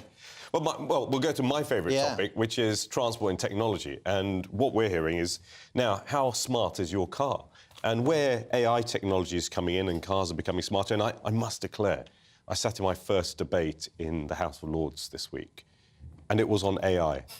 And it was riveting. It's interesting. It's a subject, I'm sure, over the coming years. It was riveting. Are you sure this was a debate in the House of Lords? It was. And I tell you why. Because this is the future. We see the future. But the future's arriving now. And we can read in the Times today that a smart car could predict accidents. Now, this kind of conversation has got, let's call them large potholes of issues, whether they're legal, regulatory. How smart is the car? Who's in control? How do you know is the other car aware if your car is smart? So there's a whole range of issues that will be debated in law and in politics around these issues. But where we have 1,700 deaths on Britain's roads every year, surely as we look at improving safety and security and this technology becomes increasingly available, I'm sure it's going to come in more into our daily lives. The key, and this is what I've been interested in over the last 25 years around technology, is we must understand it as sort of the people who are going to be affected by it. I don't mean we don't have to all be technical experts, but we must understand how it works, what decisions it's going to make, so we can have confidence and trust in it. And I think that's going to be a priority for all of these things, especially in cars, which, as soon as you take control away from our 33 million on the road, you want to have faith in them. My car has a thing that it has a collision control alarm. Yes. So it thinks if you're going too fast and the car in front slowing down, it alarms out to say you're going to... Phil, my car has that, and it keeps going off when I'm nowhere near about to collide with anything. So I get a bit annoyed. So you think. Well, get your eyes tested, Childbearing. I should have gone to... Yes. Now, here's one. This is Esther would particularly like this. She asked me to do it, but she liked it. OK. Let's not forget about this. OK. I always get the blame. Go on. I do like a good headline, to be honest, and this is a good headline. The headline is "Squeals on the bus go up and down." Right? Squeals on the bus go up and down. I can see where this is leading to, Phil. A shameless couple shocked passers-by after romping in the window of a double-decker bus. Footage shows the woman straddling a man at the rear of the top deck as the bus goes through a junction. Have they no shame? She bounces up and down, holding onto handrails as they go all the way on public transport. Somebody said she's got a ticket to ride, which I thought was... So, what do you think about sex on buses? Well, no, I'm fine. I'm fine in the car, right? I'm fine in the car. That's called dogging, isn't it? I don't know. Oh, my goodness, this is early. Can I just say... When you were talking about AI, artificial intelligence and safety and security in cars and on the road, had they thought about this? What goes on in the car? What goes on buses? They didn't have a debate in the House of Lords about this. Phil, this puts a whole new sort of meaning to the idea of the Mile High Club, doesn't it? It's a 20-foot high club. It's for people on maybe a lower wage, just slightly different set of people. Isn't it? It's on the bus. It's on the buses. Well, listen, I'm going to... Is it illegal? It must be illegal, isn't it? Is it illegal? To have sex on a bus? I don't know, exposure, public indecency, things like that could be. Look, something completely different, which really What do you think about sex on the bus? It wouldn't be my first choice of where to have sex. It sounds like a cocktail, by the way. It sounds like a cocktail. It is. I'll order a sex on the bus. A sex on the bus, if you don't mind. Plenty of whatever comes in it, tequila. Now, the thing that got my blood boiling all week, and this is those rogue immigration lawyers who have decided what they're going to do. It's not about taking appeals to keep immigrants in the country. It's not about trying to contest the law. What they're now going to do is fill in the forms by lying to allow people to claim asylum and stay in the country. And I thought this was absolute corruption. I thought this not only is corrupt for the asylum system, but is corrupting law full stop. And I thought, and what is the penalty for these solicitors? All it is at the moment is being struck off. Now, I personally think they shouldn't just be struck off. They should actually be sent to prison. If you're an asylum claimer and lie, you get 2 years. I think these solicitors should go to prison. I also think we should re-investigate and look at all their past cases, reopen them, and I think you should seize their assets. This is criminal assets. Is there nothing done at all at the moment, Esther? Well, it's so new. This was an expose last week. People are now saying that it does happen. Before, maybe they did, maybe they didn't think it was happening. But this is what they're doing. Being struck off is not good enough. They need some really serious criminal penalties. I think you're on the same page as the Prime Minister this week as well, because he's also come out and said this. I think the really worrying thing is that this... I'm sure there are many, and the whole majority of the legal system is well-run, well-regulated, and they do good work. But these people put the others into shame. Yeah. They cast a shadow across the whole legal profession. And then we start hearing, again, trust in lawyers starts to disappear. I think the lawyers themselves should stand up and go what they want to have done. All the Law Society and others should start saying what they would like to see done. Absolutely, because like a bad car, it sort of causes doubt and on all of them. A bad lawyer is exactly the same, and the lawyers should come out and root them out. There's a thread through the whole of this today, isn't there? And that is sort of we're losing trust in absolutely everything. NHS, police, enforcement, the whole thing. The Law Society said, when asked for a comment, which it did, sent us this statement, and this is, where there is evidence of wrongdoing, it is right that regulators investigate and take appropriate action. That was it, but I'm saying it needs to be much more forceful. You're quite right, Rishi did tweet this week. This is what we're up against, because obviously really difficult at the moment getting flights to go to Rwanda, getting that illegal migration bill through. This is what we're up against, the Labour Party, a subset of lawyers, criminal gangs that are all on the same side, propping up a system of exploitation that profits from getting people to the UK illegally, and it's wrong. And he was criticised, wasn't he, by lawyers for saying he was undermining the legal profession. But it's interesting, Matthew Parris today is saying, I always wanted Rishi to be bolder, but he didn't agree with this. He said, who's writing his tweets? Was this nasty rather than being bold? No, I think this is a Prime Minister being strong on an issue. As you say, Esther, common sense needs to be shown, lawyers need to stand up to it, and the Prime Minister is saying exactly the right things. Anyway, just one final thing before we go, is that, which I think is a bit of good news as well, page 38 of the Times today, social media found to have no impact on political viewpoint. So all of that stuff you read on Twitter, it's not making, or X or whatever it's called these days, it's not making any difference to people's views. I don't know if I believe that. I find this ridiculous. I find this hard to believe. I agree with that. Do you? Yeah, I don't. You've been influenced by it. Yeah, he has. I think just like people read newspapers, which they tend to agree with, I think people... You think it's reinforcing their existing opinions? And I think lots of people are in a little echo chamber on social media. They follow people that they agree with, and so all they're hearing are people that they agree with. I see what you mean. But I still see a polarisation. Yes. So even if they do, they're going to extremes of where they would be. Anyway, I wouldn't Colby around here. He's the money is being made on social media by influencing. The whole point is that... But they're not doing that much influence. Well, there you go. Maybe are they getting money under false pretences? They're not influencing at all. Colby, thank you. Kevin, thank you. Excellent. Now, coming up, should we be allowed to gamble in peace, or is it the duty of the state to keep us from taking things too far? Stay with us to hear from gambling regulation expert and Lib Dem peer and campaigner Lord Don Foster. You certainly won't want to miss that. Plus, star of The Chase, Mark the Beast Lebet, joins us in the studio with Hayley Palmer and Aidan McGee for your latest sports and showbiz news. See you in a moment. A brighter outlook with Boxed Solar. Proud sponsors of weather on GB News. Hello there, I'm Jonathan Vautry here with your latest GB News weather forecast provided by the Met Office. Saturday is a day of dodging showers for many of us, and they're being brought in by this area of low pressure centred to the northwest of the UK.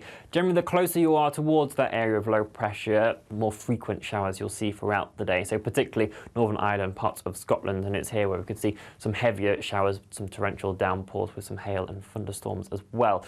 Further towards the south and east, those showers will be more scattered in nature, so some sunny spells in between, and some areas may stay largely dry as we head into this afternoon.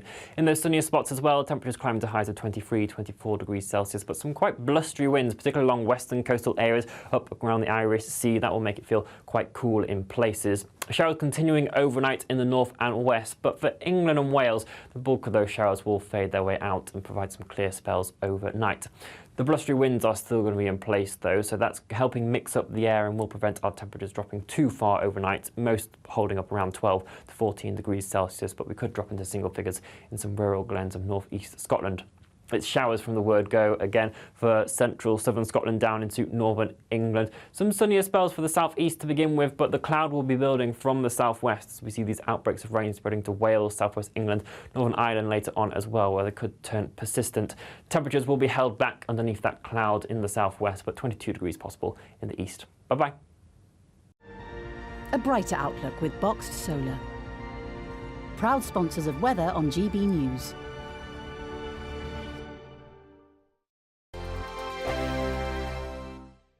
The Live Desk with me, Mark Longhurst. And me, Pip Thompson. It's here Monday to Friday on GB News. From midday, we'll bring you the news as it breaks, whenever it's happening and wherever it's happening, from across the UK and around the world. Refreshing, feisty, but with a bit of fun too. If it matters to you, we'll have it covered on TV, radio and online. Join the Live Desk on GB News, the People's Channel, Britain's news channel. Weeknights on GB News from 6 p.m. You'll always get drama. Please stop, Michelle. I know, yeah. Please stop. Should I just shut up? Romance. You like me, I like you. There you go. There you are. Well, don't tell anybody. Adventure. Etc. That's the whole point. And action. Read my superstar panel. They're already at it. They're fighting. It's going to be quite a show. Only on GB News, the People's Channel, Britain's news channel. So Jubes and Kerr, we tackle the issues of the day with real robust debate, both sides of the fence, battling it out with me in the middle with my forthright opinions and views. And often really interesting things happen because you start with a position and then by the end of the debate you find actually, well, I might not have thought about that one. What we need in this country is 2 new political parties. You should maybe think about doing a 2024 calendar. I'm Michelle Childbearing and I'm keeping you company right through until 7 o'clock this evening. GB News, the People's Channel, Britain's watching. Monday to Thursday, 9 p.m. till 11 p.m. Join me, Dan Wootton. I'll bring you the sharpest takes and hottest debates. Do you not believe in prison? I don't believe in prisons. I'm completely stunned. I guarantee you there'll be no spin, no bias, no censorship. I actually was personally quite offended by it. And no reason to go to bed. So I guess they've always been quite woke. That's Dan Wootton tonight on TV, radio and online. Monday to Thursday from 9 p.m. till 11 p.m. on GB News. The People's Channel, Britain's news channel. In a world of dull and predictable radio and TV shows. Oh, hi. On Mark Dolan tonight, we've got big guests. We drill into the big stories of the day. The show adds up to a brilliant listening and viewing experience. Mark Dolan Tonight is the most entertaining current affairs show ever, and that's a fact. That's Mark Dolan Tonight, Friday, Saturday and Sunday from 9. Only on GB News, Britain's news channel. Like all families, we have arguments every now and then, but actually we agree on what the mission of GB News is, and that's the most fundamentally important thing. GB News provides the kind of platform that lets all voices be heard. We don't hold back. We're free to say what we really think. Just because some people who live in a tiny little Westminster bubble think that their particular story is important, that's not the most important story for me. And often they will be difficult stories, stories that you won't find on the establishment media. Because what people think in the north of England may be very different to what they're thinking in the home counties. We're going to carry on telling the world what life is really like for households up and down the UK. We love to be in your car, in your kitchen as you're having your breakfast. Whatever you're doing, you are part of the show. If it matters to you, it matters to us. Britain's watching. Britain's watching. Britain's watching. We're proud to be GB News, The People's Channel, Britain's news channel.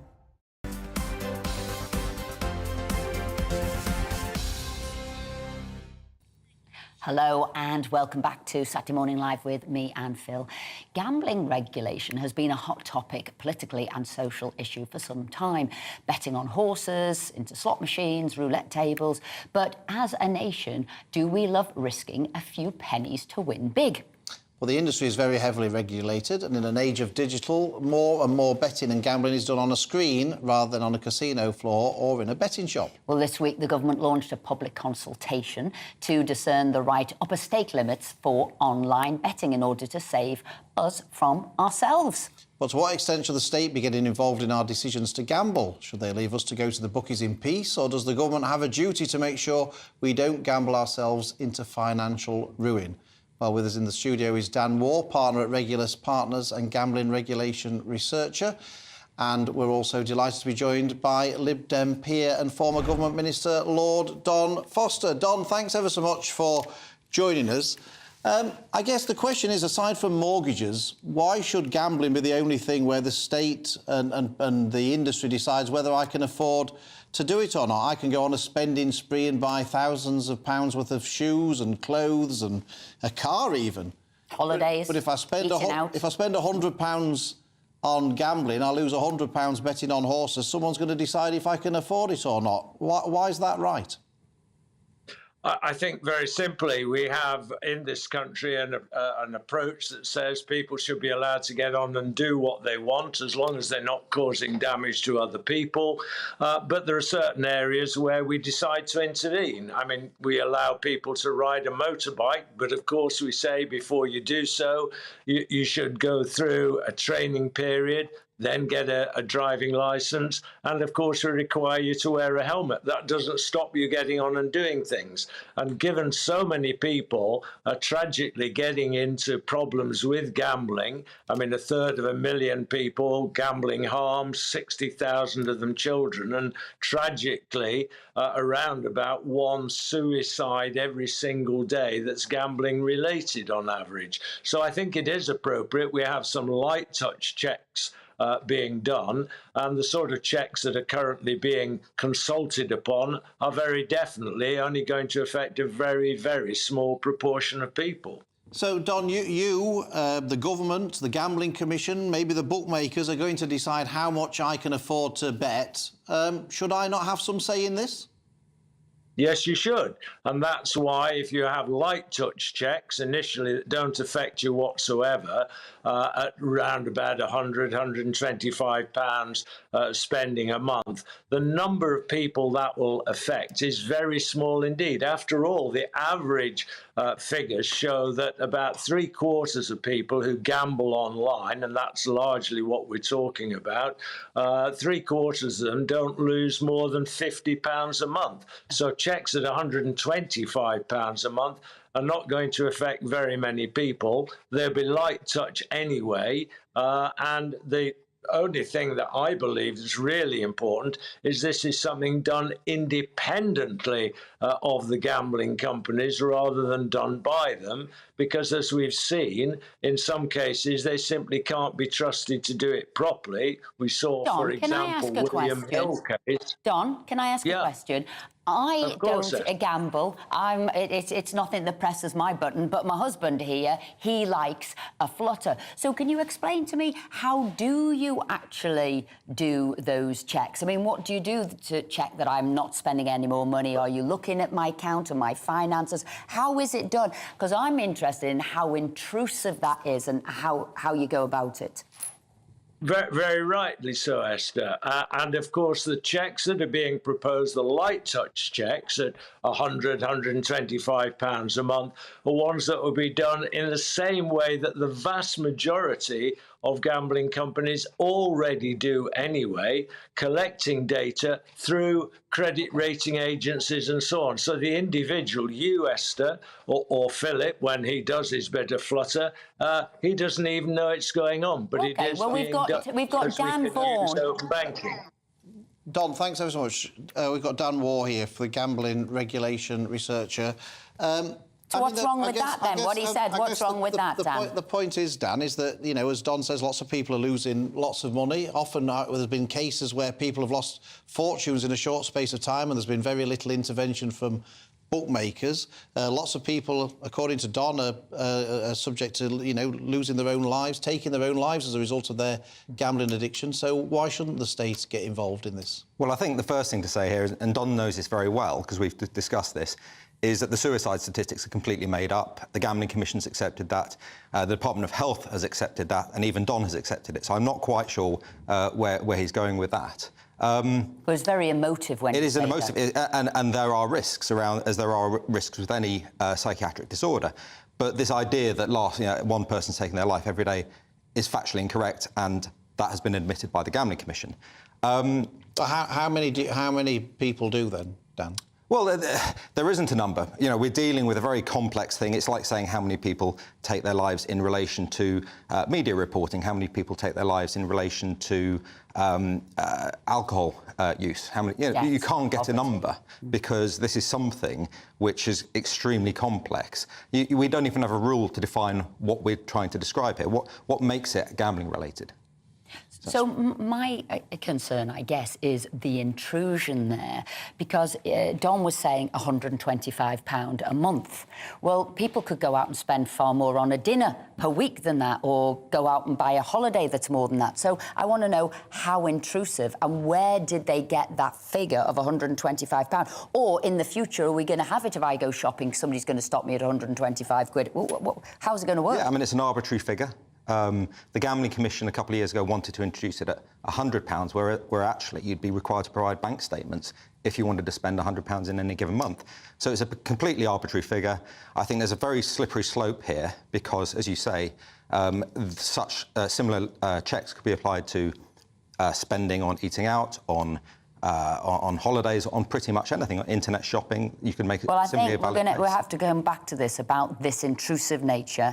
Is it right? I want to thank you for coming in. Obviously, Don, Lord Foster, we've had there, because we've got to go to the news.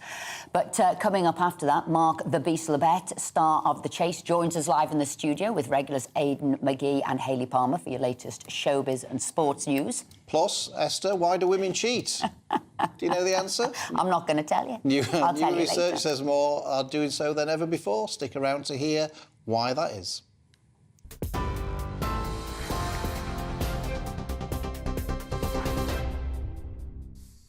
Coming up to 35 minutes past 11, here's the latest from the GB newsroom. Our top story, rail services are being disrupted again, with thousands of workers walking off the job over a long-running dispute. RMT members at 14 train operating companies are striking over pay and conditions. People are being advised to check before travelling. In some areas, only half of services are running, while others have none at all. Holidaymakers passing through the port of Dover face waits of up to 2 hours this morning. Queues 9 lanes wide have built up as families wait for French border officers to check their passports. Slow traffic has also backed up all the way along the A20 and almost back to Folkestone.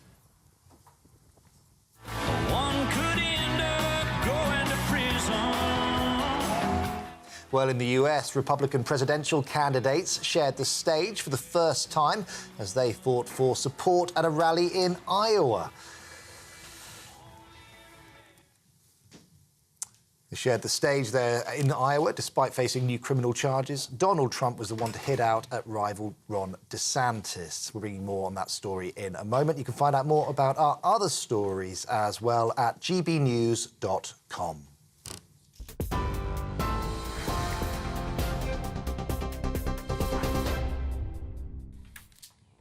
Hi and welcome back. We've moved to the cosy area from the news desk over there. Now, coming up, yes, we've got showbiz and we've also got why do women cheat? But now, entering the studio, come on in, friends of the show. Hayley, get yourself in. You're used to sitting down here, and Mark as well. Mark here from The Chase. We will be speaking to those in just a moment. But now, I think we're going to the break.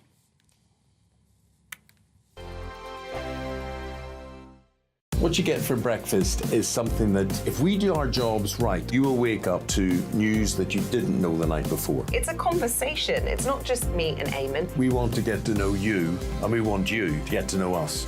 From 6 is Breakfast with Eamon and Isabel. Monday to Thursdays on GB News. Britain's news channel. Westminster is going around in ever-decreasing circles, followed by the media. Britain is broken. How on earth did we get into this mess? But more importantly, how do we get out of it? Join me at 7 p.m, Mondays to Thursdays on Farage, here on GB News. We will have open, rational debate. We've got to work out how Britain moves forward from this. Join us here on GB News, the People's Channel. Britain is watching. When the news happens, it happens here. And really important breaking news. Breaking news this morning. On TV, radio and online, the news starts here on Britain's newsroom. All the biggest stories and the answers that you need from across the UK and beyond. Join Britain's newsroom from 9:30 on GB News. The People's Channel, Britain's news channel. Join me, Patrick Christie's Monday to Friday, 3 till 6. We tackle the day's news agenda like you've never seen before. It's high tempo, high octane, the most controversial topics and the best guests. You will not be able to take your eyes and ears off it. I'm not afraid to ask the questions that you really want answered. 3 till 6 p.m, Monday to Friday on GB News, the People's Channel, Britain's news channel. People in Britain, they love free speech, but they also love fair play. I don't care if I'm speaking somebody from a trade union, from the Labour Party, somebody from the SNP. And I think the viewers like to see that actually we can challenge one another, but in a positive way. We think we ask the questions that people want to ask, and often we ask the questions that we wanted to ask in Parliament but never got the chance to ask. So join us every Saturday, 10 a.m. till noon on GB News, Britain's news channel. Hi, I'm Dan Wootton. You can watch me live on GB News Monday to Thursday from 9 p.m. And did you know that you can also watch and listen live on our website, gbnews.com. You'll always be up to date on the latest breaking news, as well as enjoying the best stories, opinions and shows. You can even join the debate under our live player as you're watching. So head straight to gbnews.com on TV, radio and online. GB News, Britain's news channel. It's all about family, being in people's living rooms, all the interaction and getting to know who our viewers and listeners are. When I was young, my dad used to say, no, stop arguing. I wanted an outlet that would enable me to give my opinion. People are going through a really hard time right now, and I know that you don't feel like you're being listened to by the establishment. I came to GB News because it's the People's Channel, and I want the audience to have their say on the events of the day. We're dynamic. We do something different. Democracy shows that the wisdom of the nation is in its people.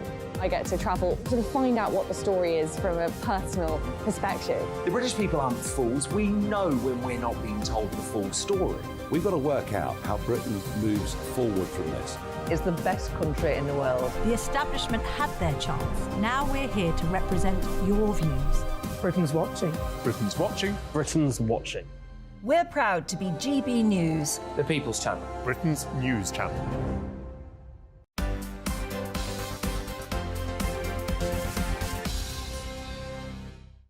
Welcome back. It's 11:40. Join us now for a very special interview are the wonderful Hayley Palmer and a very special guest, Mark the Beast Labette from The Chase. Mark, welcome to the sofa with Hayley. Oh, hey.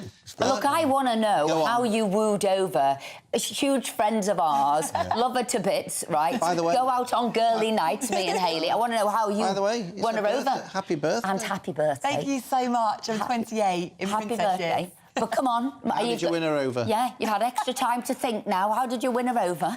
Very simple. Oh, I don't know if I like the start of that answer. I was going to say, wrong answer. Yeah. Complicated wooing, I'd say. How simple then was it, Mark? Showed her my Toby Carvery gold card, and after that, she was putting out. I wondered what you showed her then, if you don't mind me saying. But that's what. But you say that you know your Carvery card, but you're out somewhere swanky tonight. I know that, one of the best restaurants in London. But did you get on straight away? Was it sort of, I don't know, love at first sight, or did you hit it off straight away? Well, we were friends, weren't we, to begin with? And Mark came on to my show, which I think I actually told you guys about one week. You did? I did. I didn't know it was all about love and romance, no, though. We were friends it was an 80s, stage, weren't we? No. An 80s quiz. It was an 80s quiz, and I said to Mark, you'll never beat me at 80s because I know everything that That's there a is. brave thing to say to him, What wasn't a bold statement from the Palmer. And literally, the first question in, I went, oh, that's not my sort of question. I thought it was going to be Stock Aitken and Waterman. And, yeah, we had a really good laugh, didn't we? Yes, and then we went on like a non-date to Dirty Dancing, the press night, and we just got on extremely well. It was, like I said, it wasn't a date, but we... OK, so you're a mathematician. I mean, obviously, everybody knows you as a whiz and everybody knows you from The Chase, and you don't just do it in this country, but America and abroad and everywhere. You're the top honcho on this. But did you like musicals? I mean, Hayley comes from a world of dance and musicals. It's the first time I've ever been to it. It's his first musical, I know. I'm like, Really? sorry, what? It was your very first... Yes. And Theatre? Do you like anything like that? Oh, I do panto, etc. But Panto. I love the panto. I love the panto. Yes. For some reason, I always get hired as panto as what is it, ogre, giant, or troll? Do you think they're trying to tell me something?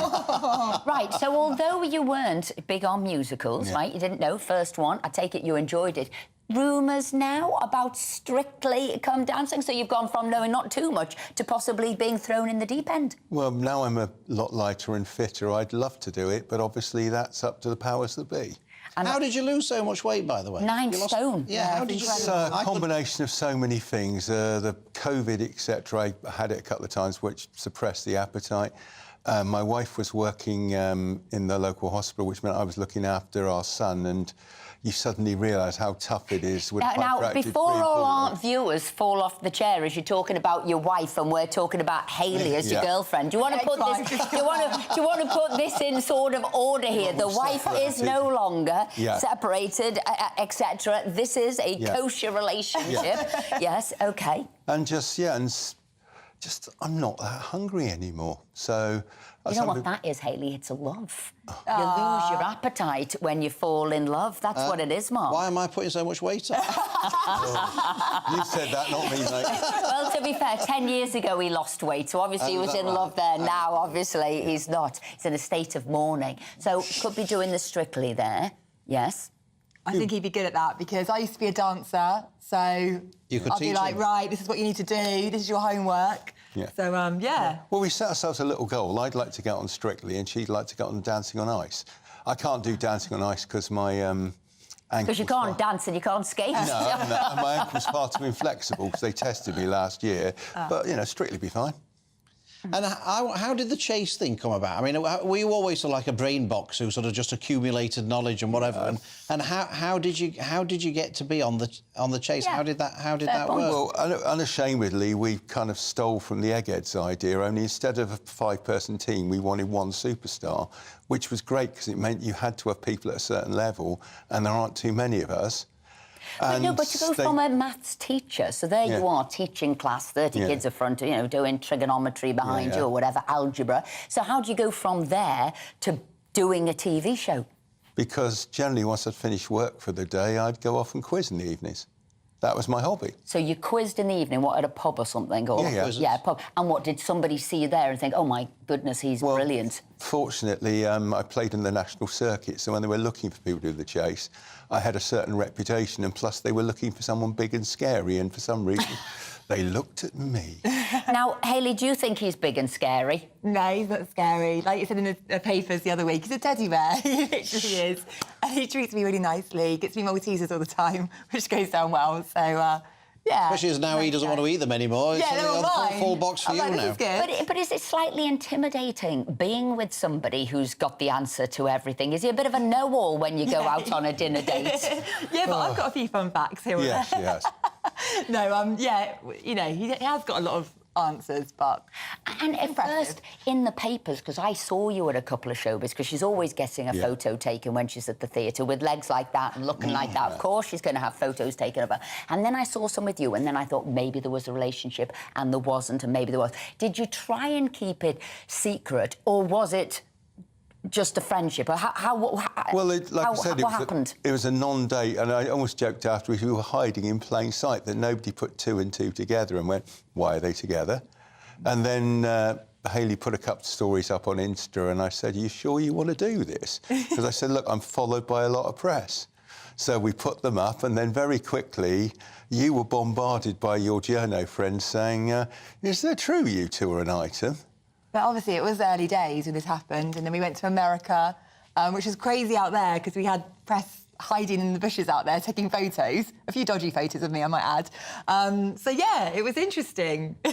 Well, look, we're delighted that you've come on the show, shared this relationship, and that you could be on Dancing on Ice and you could be on Strictly. Thank you very much indeed. Hayley, you're staying with us because we're going to do sports and showbiz. But before we do that... And enjoy your birthday meal out tonight. I know. I'm eating cake all day today. That's the rules. Are you a romantic? Mark, quickly before we go. Oh, absolutely not.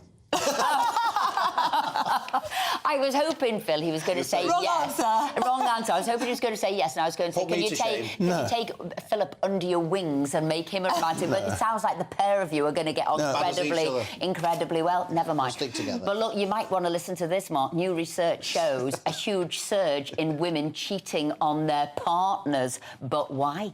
Women are apparently more inclined to cheat on a male partner if he earns less than her. Do you earn less? Oh, you can tell us that later anyway. A recent survey by the married dating site illicitencounters.com showed a staggering 79% of women said they were unwilling to date a partner who earned less than them. Well, let's hear from a user of the site, Gwyneth, who joins us from California. Gwyneth, thank you very much indeed for joining us. So what do you make of this, that women are more likely to have an affair if their husband or partner is earning less? Does that ring true to you? Yeah, it actually does. I have to confess I'm a bit guilty of that myself. I've been blessed to have a successful career. I manage my family estate since the passing of my father, and I've traveled the world extensively. And my personal choice is to be with a man of equal or higher. And so what's so unattractive about a man who just happens to be earning less? Why does that make them less attractive? It's a bit superficial, isn't it? Yeah, I 100% agree with you, but I'm honest in being shallow. Love the honesty, and obviously many people are thinking that. But what do you think it is? Do you think it's... is it the men feeling intimidated too, so the relationship isn't working? Is it the fact that women ultimately, even though they're earning more, want to be looked after and it's sort of primal instinct? What do you think it is that makes the relationship, therefore, unhappy? I agree with a bit of what you're saying, because I do believe it is also primal. A woman wants to know when a man is confident, is strong. It's definitely primal. I think when a man... This is what I've got with you, Phil. Confident and strong, the breadwinner of the family. Go on, carry on. What else do I want? But, you know, you want that kind of masculine energy of a man who's out there slaying it. And, you know... For me personally, I really like men who can have a meal with me and talk about their business and deals. And, you know, I don't need to talk about petty things. I want to hear what he's doing. I want to hear about deals. I want to hear about business. And that intrigues me and excites me. And I love eating in fine restaurants because I can take myself to them. But it's nice to have a companion to join me. And if I'm always the one paying, I have to be honest, he's going to be my pet rather than my partner. So do you mind us asking, Gwyneth, how many illicit encounters have you had with... do you mind us asking that? This week? Loving that answer, Gwyneth. Loving that answer. You put him in his place. You don't need to answer it. But this week, if you could tell us, that would be great. Well, truthfully, before the pandemic, it was different. I've been a member of Illicit Encounters on and off for many, many years. And during the pandemic, because of the great weather and the ability to be outside, I moved to California. My mom's American. So I was living predominantly here during the pandemic. So Illicit Encounters, for example, is a website that's predominantly UK focused. So here I couldn't quite use it. However, I had... you know, the gentlemen I knew in the UK who were visiting California, and we'd get together in LA. So that was quite fun. So it was kind of continuing. Well, it's all sounding good, Gwyneth. Thank you very much indeed for joining us. It's all sounding wonderful to me. I'll have a word with you on the phone a little bit later when he can't hear. Anyway, here to join us for the sport as well as showbiz. Absolutely. It was all about stimulation. It was all about stimulation is what she was talking about. Aidan, you were taking too much interest in that. Aidan, have you ever feared being dumped because the ladies you were going out with were earning more stimulating conversation? Possible with you, really? No, not really. I did cheat on someone about 20 years ago. I really regret it. Horrible business. Back in 2003. Still in touch with the lady. She did manage to move on, thankfully. Anyway, what's happening in the Ashes? More to the point. What's happening in the Ashes? Ashes. Tell you what, England are doing fantastic. Well, they've come out of the blocks at breakneck speed. I think 52 not out. The partnership of Zach Crawley and Ben Duckett has been reaping dividends for England. They had a difficult day yesterday. It was in the balance as we went into it this morning. But I'll tell you what, it's not really an expansive baseball performance this morning from England. They tend to be taken advantage of some profligate bowling by Australia. But brilliant start for England, England and I expect them. Well, look, if they win this test, they've effectively overturned a 2-0 defeat, a 2-0 deficit, and 1-3-2 because they were going to win on Thursday. They were going to win. They'd racked up 5-9 or 5-8-5 or 5-9-2 or whatever it was. I mean, that's fantastic, and you have to hand it to England because they got a lot of criticism in those first 2 tests. Now, Hayley, quickly, I wanted to ask you about James Bond because Star Sport bookmakers, all the bookmakers are available, sent me the odds of the next James Bond. Me too. And I hadn't heard of any of these people. So, who have you got on your list then? James Norton's 5-2 favourite. Yeah. Then Aaron Taylor Johnson 11-4. Damson Idris 11-4. Who should we put our money on? Jean Page 4-1. Henry. I know who it's going to be. Go on. You know, like I've always got like great showbiz predictions. Yeah, it's going to be Damon Idris. 11-4. No, it said in the papers, this is like the one. It's like the dark horse. This is the one that's going to do it. Aidan McGee was 50-1, apparently. What? Yeah, but you were still on the list. And Philip, were you on there? How old have you got to be? Well, you're definitely not 50 like you. I was a 6-4 favourite, but I've ruled myself out. Yes. And what about Mark Lebet? What was he? I think he was shorter price than Aidan, which won't come as a great surprise. No. What about Bond girls? You still have to We'll do Bond girls betting next week if you're wanting equality, you're wanting fairness. You heard it here first. Damson Idris is going to be the next James Bond. You heard it from Hayley Palmer. Well, look, I can't believe it, but that's all we've got time for today. I tell you, we've got to go. We've run out of time, but we've had a really fun show and also a bit of a feisty show, wasn't it, today? Lots of fun debates. and feisty show. So we are back next Saturday at 10 a.m. Well, coming up next, it's GB News Saturday with the very wonderful Emily Carver. See you next week. Looks like things are heating up. Boxed Boilers, proud sponsors of weather on GB News. Hello there, I'm Jonathan Vautry here with your latest GB News weather forecast provided by the Met Office. Saturday is a day of dodging showers for many of us, and they're being brought in by this area of low pressure centred to the northwest of the UK. Generally, the closer you are towards that area of low pressure, the more frequent showers you'll see throughout the day. So particularly Northern Ireland, parts of Scotland, and it's here where we could see some heavier showers, some torrential downpours with some hail and thunderstorms as well. Further towards the south and east, those showers will be more scattered in nature, so some sunny spells in between, and some areas may stay largely dry as we head into this afternoon. In those sunnier spots as well, temperatures climbing to highs of 23, 24 degrees Celsius, but some quite blustery winds, particularly along